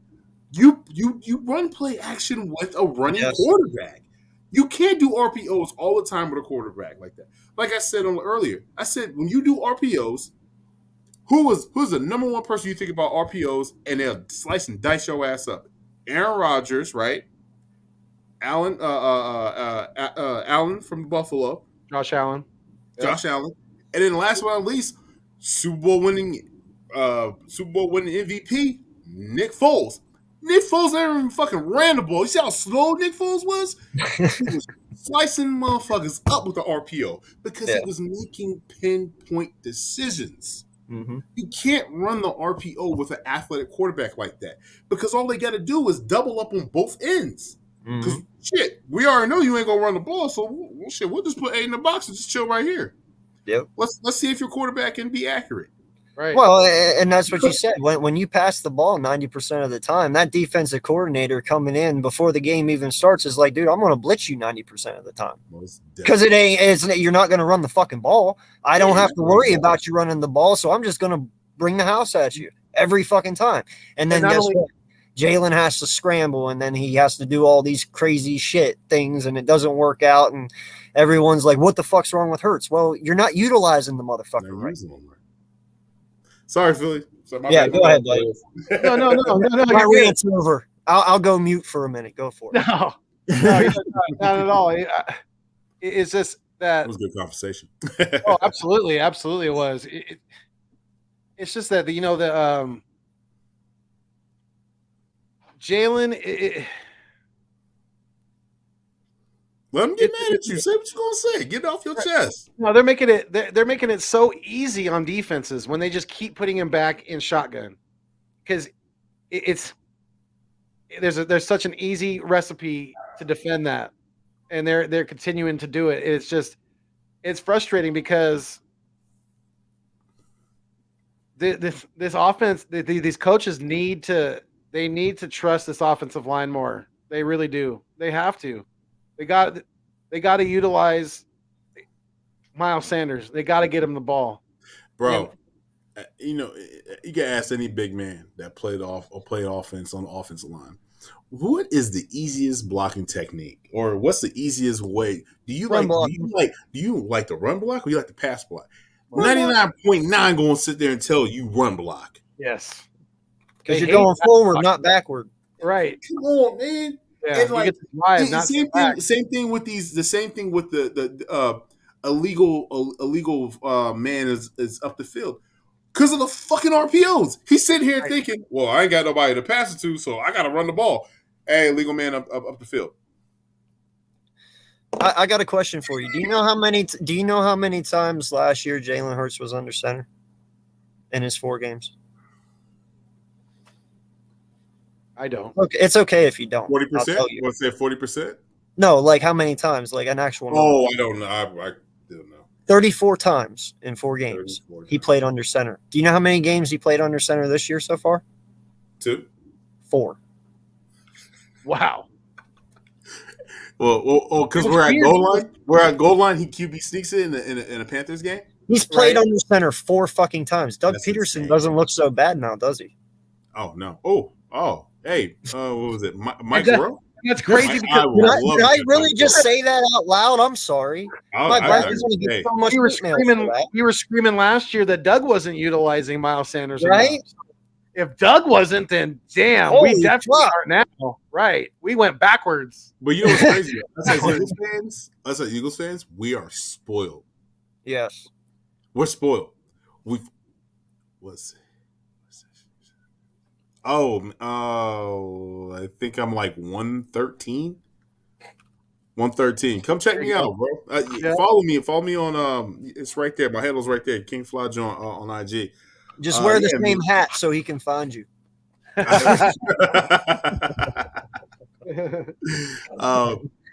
But yeah, what I was saying was it's crazy to see like the difference between us being spoiled and because we're spoiled. We are so used to having that running back.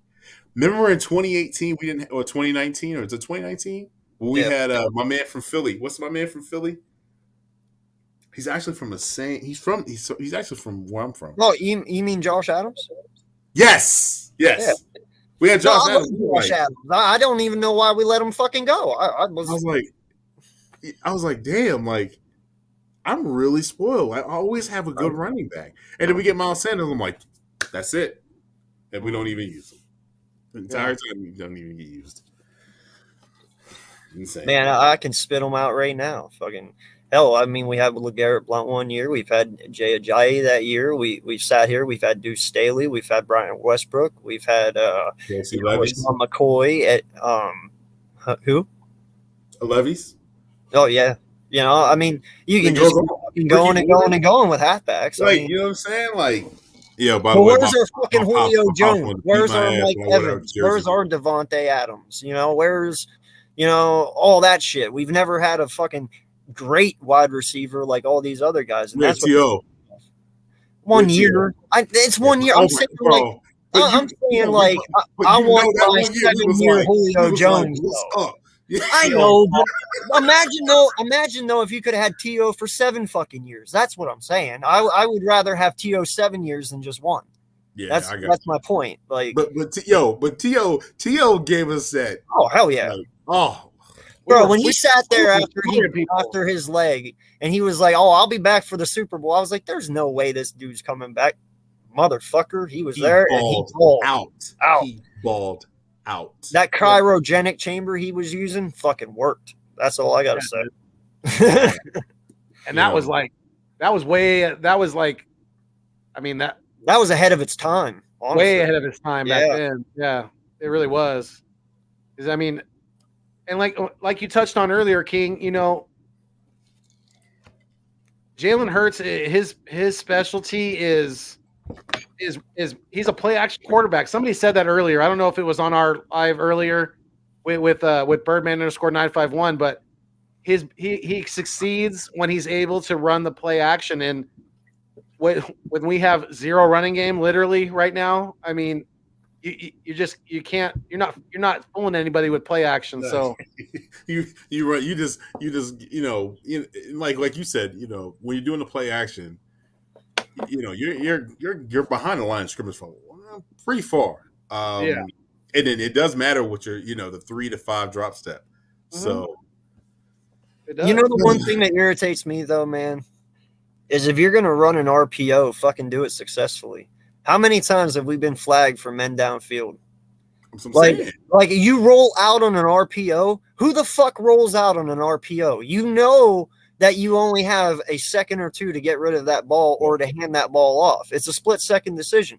But instead you hold it, you roll out, and then you throw it, and then we get flagged. It's like, if you're building this offense because that is what Jalen does best, then why are you fucking that up? In fact, RPOs are the easiest thing to fucking do. You either throw it or you hand it off.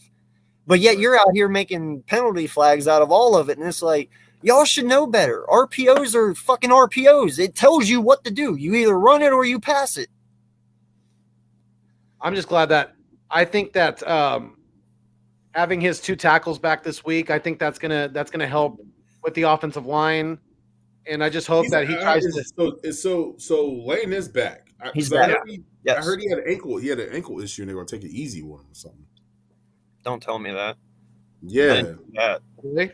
Yeah, he's having an ankle issue. He was limited in practice today. Of course he is. Yeah. Hey, we got Tyree back though today or yesterday, one of the two. Oh, Tyree Jackson, the tight end. Yeah. Jackson. Yeah, they brought him off the Kayvon Wallace. He came back as well. Okay. Yeah. I mean, so we're getting healthy. We need a tight end because Dallas Goedert hasn't passed the COVID test yet. He still hasn't? Damn. No wonder I haven't heard nothing. Shit. That means he actually had it then. That means he probably actually had COVID. I gotta go pick up Tyree Jackson and Stoll now. Fuck. So, I like Stoll. I do too. I like Stoll. He can block his ass off too. He's that blows my mind. How many times do we sit here over the offseason and say use Stoll as a fullback but in front of Miles? And just plow them both up the middle. And what the fuck? We have no fullback. There's 2 people right there that are wasted roster spots. Jack Stoll and Boston Scott. We should Jordan Howard should be on the roster, the active roster instead of Boston Scott. Come on. Has he even touched the field but one fucking time this year? I don't think so. Jordan Howard? No, Boston Scott. He's only touched it one time. I don't even think he plays. It was in garbage time, one game. Yeah, he did one run for like 6 yards, like the first game, I think. And ever since then, he hasn't ever been used. The substitute, with the substitute packaging here, we are missing Deuce. Yeah. We're missing Deuce. Give him a lot of the ball and run it up the gut. That would work. No. I would get Mulatto at the fullback position and let him run pound, destroy people. Right? Where's my Mulatto video here? Hold on. Yeah, no lie, man. Like that's the best way to do it.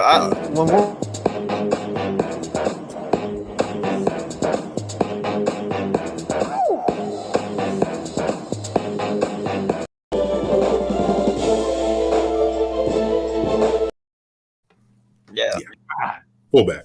Right? Yeah. Fullback all day. Yes. I don't know why you're missing that.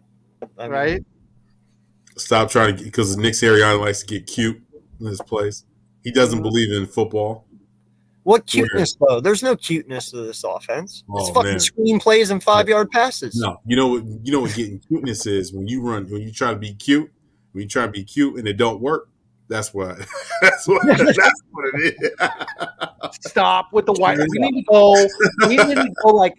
We need to go a couple games with not running any wide receiver screens if we can. We really do. Well, that's Steichen. That's soft Steichen. Steichen likes. I'm sorry, man, but I know I probably shouldn't bring up his name right now because it is a touchy subject. But we need a John Gruden system. No lie. Like, even though he did bad things, his system, how he runs the ball, he's that old style coach. You know, he'd rather run the ball first, pass second. That's what we fucking need. Yeah. In all honesty, that's the coach we need. Yeah. It is. You know, it's insane. You know, it's like the game starts, you get them jitters. You know, we all get them jitters as Eagle fans, right? And we're like, oh man, like then we get it out of us, and the first snap plays, we're like, well, this is Nick Sirianni's offense. Shotgun RPO. You already know.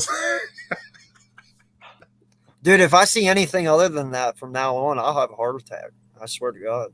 I'll fucking die right there on the spot. Hey, watch. I don't know what to do. Run a Wildcat. No, if he comes out in Wildcat, I'll be like, oh my God. Having Miles run the Wildcat. Yo, you know what's crazy too is that would fucking probably work. It probably would. If that's what we need to do to get a running game going, then hell, I mean, it's worth a shot. Hey, Can't get it's crazy when you say that. When I was at the NFC Championship. I was at the NFC Championship game against the Vikings, and I remember when Corey Clement caught the ball, he like about to run it, and then he did the flea flicker. I said, "Hell no, bullshit!" I literally seen the ball go past me, and then Torrey Smith catches it. I said, "What the?" I said, "Yo, lightning in the bottle, man, lightning." Wrap it up. It's OVR. Yo, it was because it was cold. It was cold at the game, man. I probably took like 4 or 5 bottles of what's that joint? The Fireball. Oh yeah. Fireball. It was cold. So I keep you warm. You were warm after you drank it. I'll tell you that. After that, I didn't even care. Hey, the first one always burns, but after that, yeah. It's like it was like. Once it comes, it just keeps on going. It's so good. It's so good. So good. Yeah, I mean, in that game that you're talking about, once he, I pretty much knew it was a wrap. Once he hit Alshon on that deep bomb for the touchdown. Oh, bro, that was slow motion. Yes. We were all pointing at Alshon like, Nick, like he's open, dog. He's open. And the ball took forever. We were all like, okay. Right. Your heart's You know what's crazy? Right after that, I got out of my seat, and guess who I see? Mr. 4th and 26. Really? Fred X. As I coming out my seat, I see Fred, man. I said, "What up, Fred?" He's like, "Yo, what's good?" Oh man, that year was so magic. It was just joy.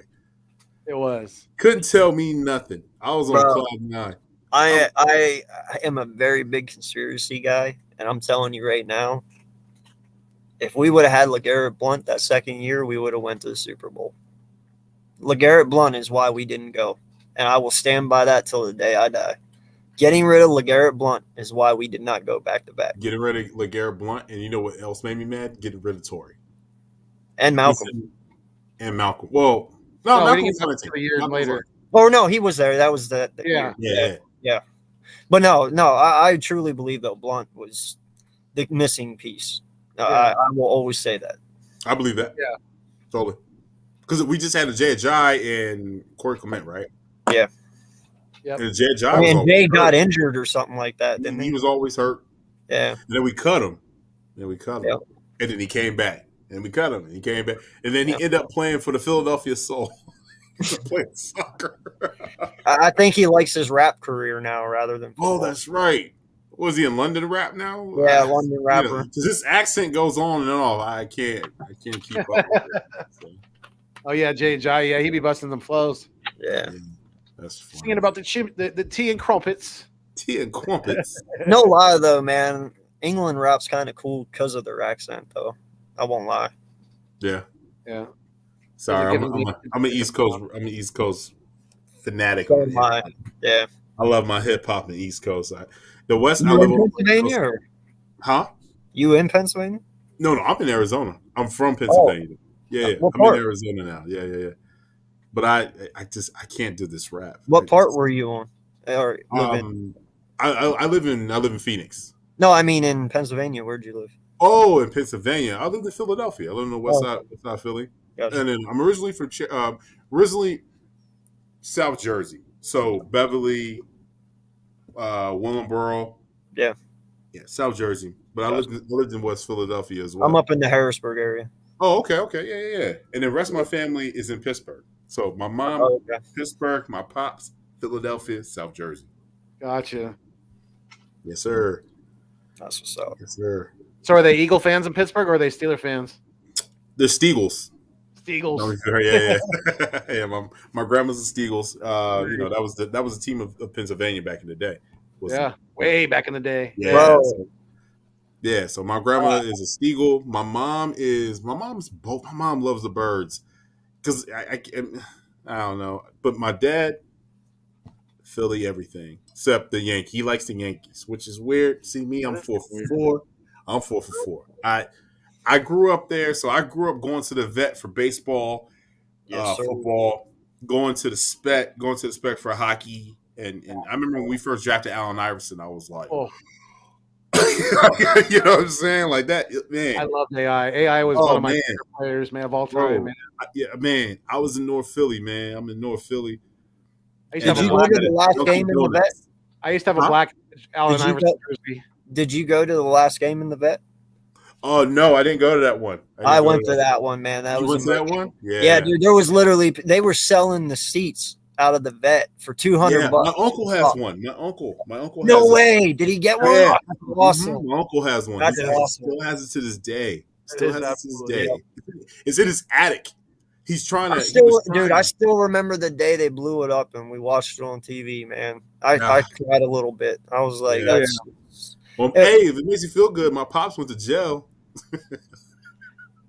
The day that they blew it up? No, my pops went to jail. In the stadium. Yeah, in the stadium. Oh, okay. I was like 10. I was like 10, and my dad was like, my dad. So I was like, they had a court, right? A court and a court and a court and little. And they had like the old school bars. Yeah. And so I had to go sit. They sat me in there like I was in like detention.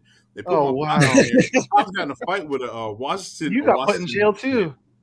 Yeah, man. So we both got. It was funny. I was helping my pops, man. Dude tried to jump on my pops. I was like 10 years old. I had no. My mom was hot. My mom had to pick us up. We had to pay a fine. My mom was hot. My mom was like, "Y'all ain't never coming back to the vet." Tell them why me and my pops was back at the vet the very fucking next week. We didn't tell my mom. My mom was pissed. She found out. It was funny. Yeah, man. I still remember that stadium lit up at nighttime. Oh man, that thing was beautiful. It was. It was shitty, but it was beautiful to us. It meant something to us. Yes, exactly. If you were a Philly fanatic, dude, it meant something to you. That was like the cathedral for us. Like no lie, it meant that much. It's like Fenway in Boston, or like it's not that kind of historic. Just so many memories in that building, and whether you've been in there and watched football or baseball, or not, or you just watched it from afar like I did. We're talking about the vet. It's still it holds a lot of special memories, definitely. In all honesty, man, they should have made it a historical land site and never destroyed it. I thought they were going to do that, but then they were like, no, because I thought they were going to do what Houston did. You remember when Houston, they had theirs. It's still up to this day. Yeah. Houston Oilers used to play in there. Yeah. It's still not up. like they ain't got the room. They can do it. Yeah, we definitely don't have the room because now it's where the statue's at, right? The it's like where the statue's at now. I thought it was the parking lot for. Yeah, but there's a statue right in front of it now. Remember that wasn't there when I was a kid. Yeah. It was just parking lot. It was just parking lot, and then you go to the vet, and then we had the Spectrum behind it, or behind me. Sorry, right there. Yeah. Now it's the Wells Fargo, but then Right. you know, the Spec, man. That's when I first seen Michael Jordan, bro, and it was like Black Jesus. I swear to God. Not even front, son. Like y'all was bugged out when I see Michael Jordan. I was like, yo, that's Michael Jordan. I was like, damn, he got a big ass head. And like he had an aura. I swear to God, son, he had an aura. It was red, orange. I don't know. It was like Barry Gordy and you going Motown on me. Bruce Leroy, like show enough. It was like Bruce Leroy got the powers. Yeah. I swear to God, you know, I'm a kid from the hood, so I didn't know no better. But I was like, damn. I got to meet him, and I actually have a signed jersey of his. And actually, because I went to one of his basketball camps when I was a kid. You know, all those basketball camps that he had. Well, he came to mine one year. That's nice. And that's that jersey I have hanging up in my stadium or in my studio behind me sometimes. Oh, dope. Yeah, that thing never goes anywhere. It stays right there. Yeah, the closest I got. Met Michael one time. Shook his hand. Yeah. I was like, "That's never met Michael, but I met one of his teammates. I was in middle school at the time, and I was at a basketball tournament up in the in the hills in between Sacramento and Lake Tahoe, kind of like where I live now, but on the other side, like on the Highway 50 side, like on the South Lake Tahoe side. Oh, that's we were at a basketball tournament, and all of a sudden, who walks in? He had a duck. He had a duck when he walked through the door. Was Bill Cartwright? Bill Cartwright walked. Wow. Bill Cartwright walked through the door, so that was pretty freaking cool to meet him. He had that old man jumper. Yeah, that jumper, man, that was an old man jumper right there, boy. Him and that Robert Parrish, old man jumpers. Yeah. But yeah, man. Hilarious. Well, good stories, man. That's but I do miss the vet. It brings me back to just good times. Good times, man. I remember the hot chocolate. I remember we threw snowballs. We put the batteries in the snowballs. Oh man, we stole my Giants. I just remember the players, man. Fucking Dutch Dalton. Yeah, right. You know, played there. Bobby Taylor. Yeah. Eric Allen. I remember. Reggie. Reggie. Ricky Waters. Lenny Dykstra. Bro, Ricky Waters was my guy. That was my guy. Yeah, man. Good. A lot of legends went through that building, man. A lot. Yeah. McCall. Remember McCall play for? Yeah. Yeah. We had some good times there, though, man. Yeah. Did we lose him? I don't know. He's spinning. Yeah, he's spinning. He'll be back. Yeah. No, it's crazy, man. Like, I've been alive 33 years. You know, I'm 33 years old. I've seen this team go through their very bad years and even their good ones. You know, I'm not sure where I'm going to rate this one yet. It's yet to be written. Well, I've been there for the tough times. I've been there for the tough times. I understand. I'm 37 years old, and I've watched this team in the bad times, and it's like, oh man. When times flipped for us, when it was our turn, and those are like the best times of my life. I remember just like, first, like I took a train from Philadelphia to Tucson, Arizona, bro. Wow. And my mom, people ask me if I'm the original Fresh Prince of Bel Air, but I ain't moved to Foothills. I moved to Tucson, Arizona. I was in Arizona, man. Everybody was a Cowboy fan. I was the only Eagles fan, but I was, and they'd be like, "Yo, you're an Eagles fan?" I'm like, "Yeah." And they're like, "Where?" I'm from there. You know what I'm saying? They're like, "Oh, okay." And, right. And when those good times, like I remember we kept on going to the NFC Championship year after year after year. Like I was just waking up and being like, "This is going to be it." I remember drafting McNabb, and I was like. My pops was like, "This is going to be it," and I'm like, "Dad, you said this about Jerry Stackhouse, You said it's about, you know what I'm saying? Like you said it's about Larry Hughes. Right. You said it's about Eric. Like, come on, man. Like, no, quit saying that. And then, the following year that we get Donovan, he's like, we just need a wide receiver. And we get T.O. And I was like, this is it. This is going to be it. And, man. And then the bad times, whew, boy, it was rough, tough. And we're in it right now. You know what I mean? Man, I'd still tell you McNabb's issue was those chunk chicken noodle commercials. I'm telling you right now. Yeah, you got cursed. Well, the chunkies. Yeah. He needed to be focused more on football than Campbell's soup. Oh man, I think McNabb took his game to another level when Andy Reid told him to stay in the pocket. That changed and that put him to where he needed to be. Yep. And then I don't know. It's just like when it came to big times, we needed to win. He just wouldn't show up for us. It was just weird.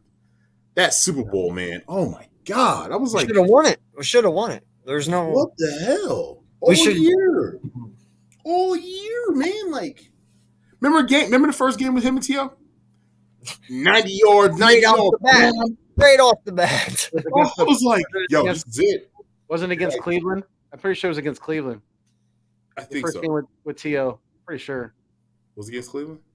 I think so. I want to say it was. We'll have to look it up, though. I was at that game. I don't remember. I was at that game. Because it was after 9/11. Right. I moved before 9/11. Came back. Yeah. I was at that game. 2003 Eagles, right? It would be 2003 season, yeah. 2003 season. Because that was my senior year in high school. Yeah. Mine too. Or no. That was my senior year in high school. My senior year was 2000. I was a junior in 03. That's right. You were a junior in 03? Yeah, I graduated in 04. Graduated 04? Mm-hmm. Yo, you right by me. I graduated 03. I can't find it. I know that really sounds bad, though. I'm 33, you're 37, but yet you graduated in 03. And how's that even possible? Yeah, how's that possible? I know I graduated in 04 because I was a freshman in 2000. I graduated college in 2006. 2006, I was 22, 21. Yeah. Yeah. I was 20, 21, 22. 2006, I was like 24. Yeah, in 2006, I was. You'd been 20, because you're 85, right, King? So you'd I'm have been 85, yeah. Yeah, and I'm 88. Nah, you're 32, 33? I'm 33, yeah. I was born in 1988. No, he must have skipped grades, bro. AK, you a genius, B. You skipped grade? Yeah, exactly. No, genius, I actually did skip one because I was okay. No, I did online courses from 8th grade or 7th to 8th grade, and I did 2 classes in 1 year, something like that. So. All right, that makes sense. I'm like, hold up. I did graduate in 04. Don't make me pull out my certificate. I will fucking go do that. If I can find it, that is. Crappy born? What? I don't know what the hell. What's I this? think that's a Raider fan talking smack. I You think. might be Eagle that got Yo, lost creepy barnyard shit. If you're gonna insult me, at least make fucking sense, my guy. Right? Holy Proper fuck. English. ¿Cómo estás a las 3?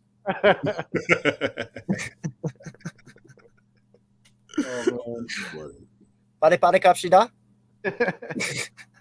But to answer Richie MC's question, he's like, "You guys planning on going 3 hours tonight?" No, I don't think we are. Huh? My bad. No.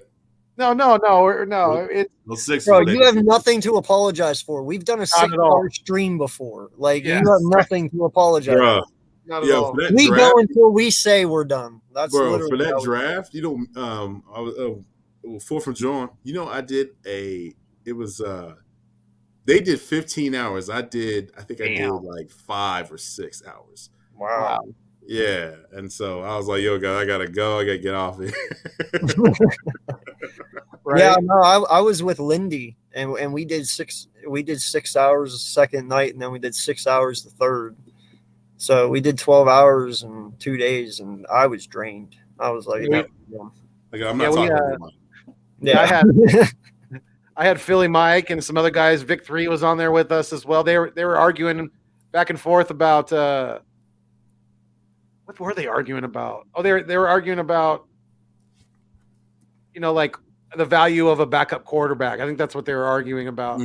But we were literally on that night for solid 6 hours. Was this after the Seattle and Eagles game? No, this was earlier this year. This was like before the season started. Yeah. Gotcha. Yeah. Yeah, this was like week 2 of preseason, I think. Or week 3, one of the two. No, he's not on the roster, Richie, as far as I know. I believe he got hurt. Did he not? I think he's on. Didn't that guy that we got in the offseason? I think he was from Jacksonville. I think he's on.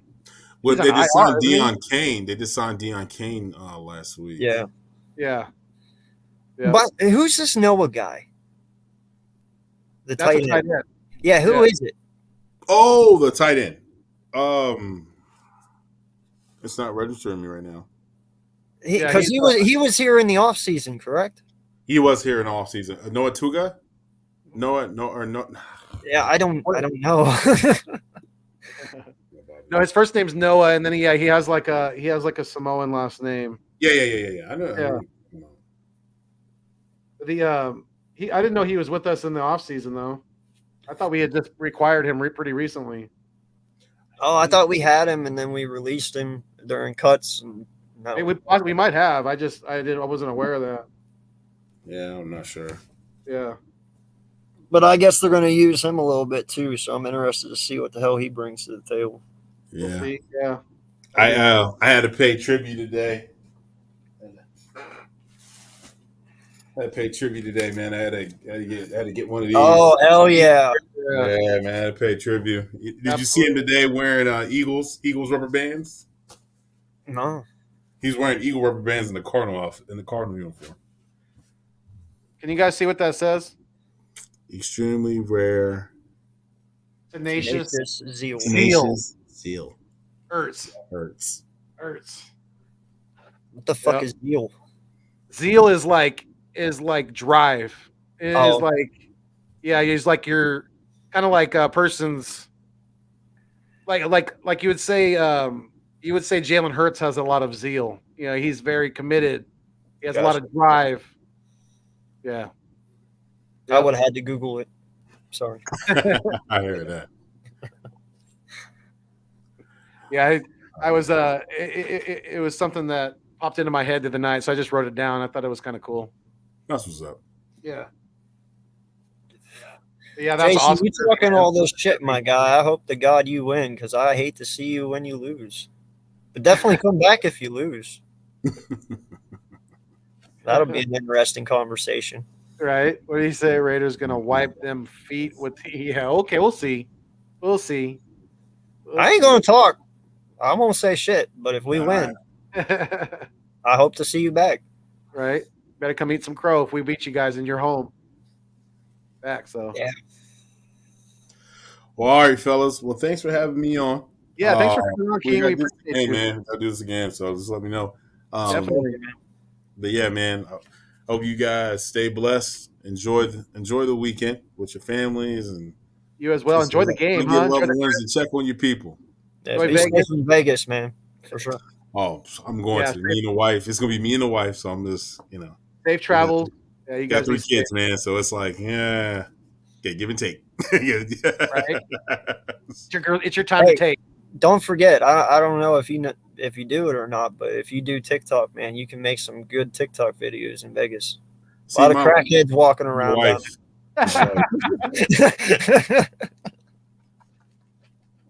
I'm sorry.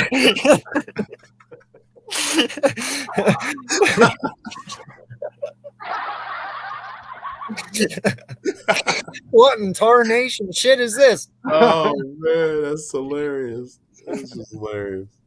That's a joke. All right, y'all be easy. All right, King. Thank you so much for coming on with us. We appreciate you. Better, bud. Yeah, you just reminded me of me and my ex-brother-in-law. That's how I actually kind of met my wife, is through my my ex brother-in-law. Technically, he wasn't never my brother-in-law. He was a.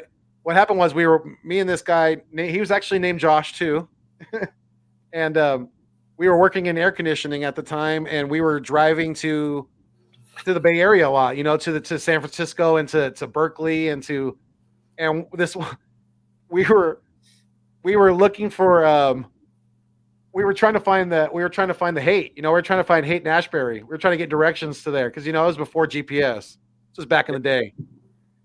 And we asked this one guy, and we didn't realize he was fucking either drunk or high out or both off of his ass. And we're like, "Hey man, where's Haight Ashbury at?" And he's like, "Haight Ashbury."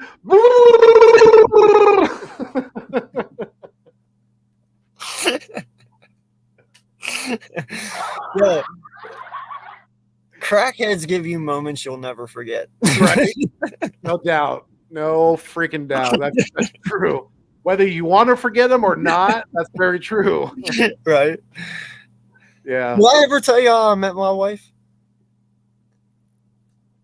I think kind of, sort of, but reiterate it though. Remind me. I met her on a video game. No, I don't think you told me that. That doesn't sound familiar. Yeah, dude, I met her over PlayStation, man.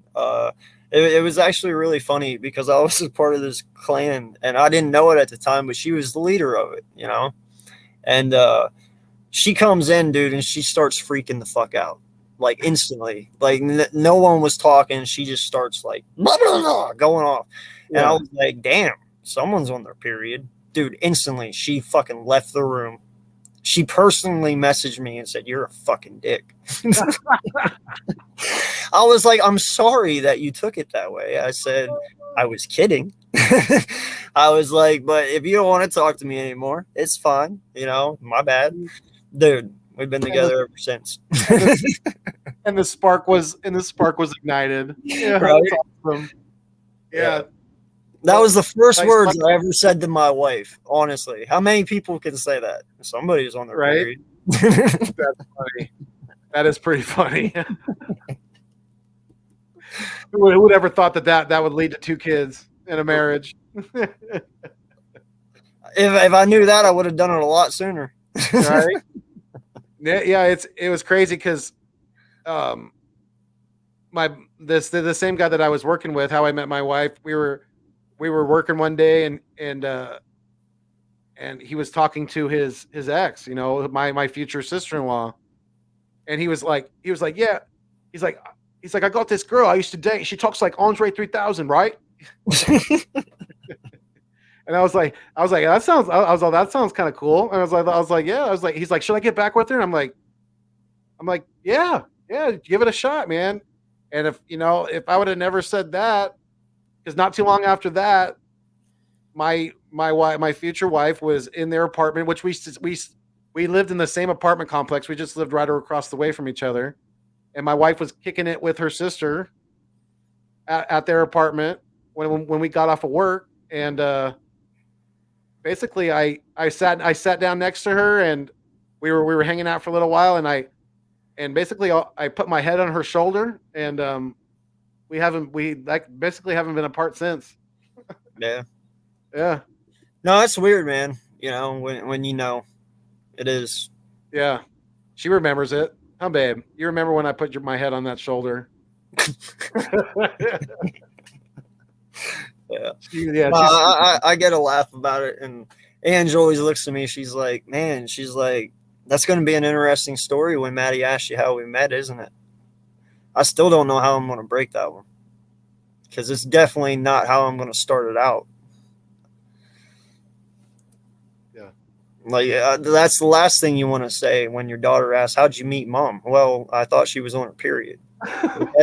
That's a weird question. She's like, "So that's going to be an interesting conversation." She's like, "What are you going to tell her?" I said, "Well, I don't know if I'm going to even tell her I met you over a video game." Right. Or you could just come at it like at an angle as like, don't try to judge people too quickly, because you never know. You never know, right? Don't try to be too reactive about what people say, because people say a lot of dumb shit sometimes. Whether they mean it or not is another thing. But yeah, I mean, there's definitely a positive spin you could put on it. You know, My life lesson to my daughter is always do as I say, not as I do. right? Exactly. Yeah, that doesn't always work, but yeah, I know what you mean. Yeah. No, but I mean, it could be a lot worse. I mean, you could have been like, I mean, like your first words to your wife could have been like, you're an effing C word, you know, or something bad like that, you know? Oh, like, no. You can't say the C word around her, bro. She will. oh, She goes ape shit. yikes. Okay. Yeah. Sure Like there's certain words that certain girls can't hear, and that's her only one. Like she can handle everything, but she hates that C word, which I don't mind. You know, Right. I'd never say it anyway. Right. No, I would say the missus is the same way for me too. So, yeah. I mean, I know it's getting late where you're at. It's right around 11:30 where you're at. Morning So. for me, man. I think we'll wrap this thing up because I'm gonna get off of here. And Yes, so do you have any closing comments, or you just want to let everybody know where they can find you at? Closing comment is we need this win, get the win, and run the ball, and let's do it. You know, we lose this game, I have a feeling either this game or the next game, if you lose them both, you're going to start seeing a lot of people go, honestly. And I don't want that. I want us to be competitive, but I also understand where we're at. So, but yeah, I am AK Eagles from the Eagles Uncensored podcast. I may fuss and cuss, but you can count on me and my content like the fucking city bus. And if you like the Wagyu, subscribe to. Absolutely. Yeah. So, I mean, my closing comment is going to be 3 words. And that's 3 words that people have been saying for several weeks now. Run the fucking ball. Well, that was 4 words. I was going to say that, but I feel like Ben Affleck now on Armageddon. All right. Well, you guys, I think we've been on here long enough. I appreciate everybody who was in the live stream tonight. Thank you so much for all of the support for not only myself and my channel, The Nest Out West, with Philly Foothills, Fuego, but also my guy here, AK Eagles of Eagles Uncensored podcast. We love and appreciate each and every one of you. Like I always say, you guys are the food and the water to the channel. Without you, it does not continue to survive. So if you're feeling the vibe, please make sure you like, share, comment, and subscribe to keep my dreams alive, because we are on to big things with this YouTube stuff. And we, like I always say, we're never going to stop. We're going to keep doing this thing, keep providing you guys great content. So until next time, we fly until we die. Stay mean, stay green. Thanks for viewing us on your screen.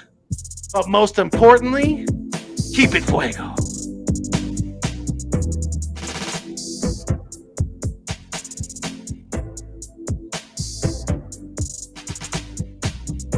All right, y'all. Peace.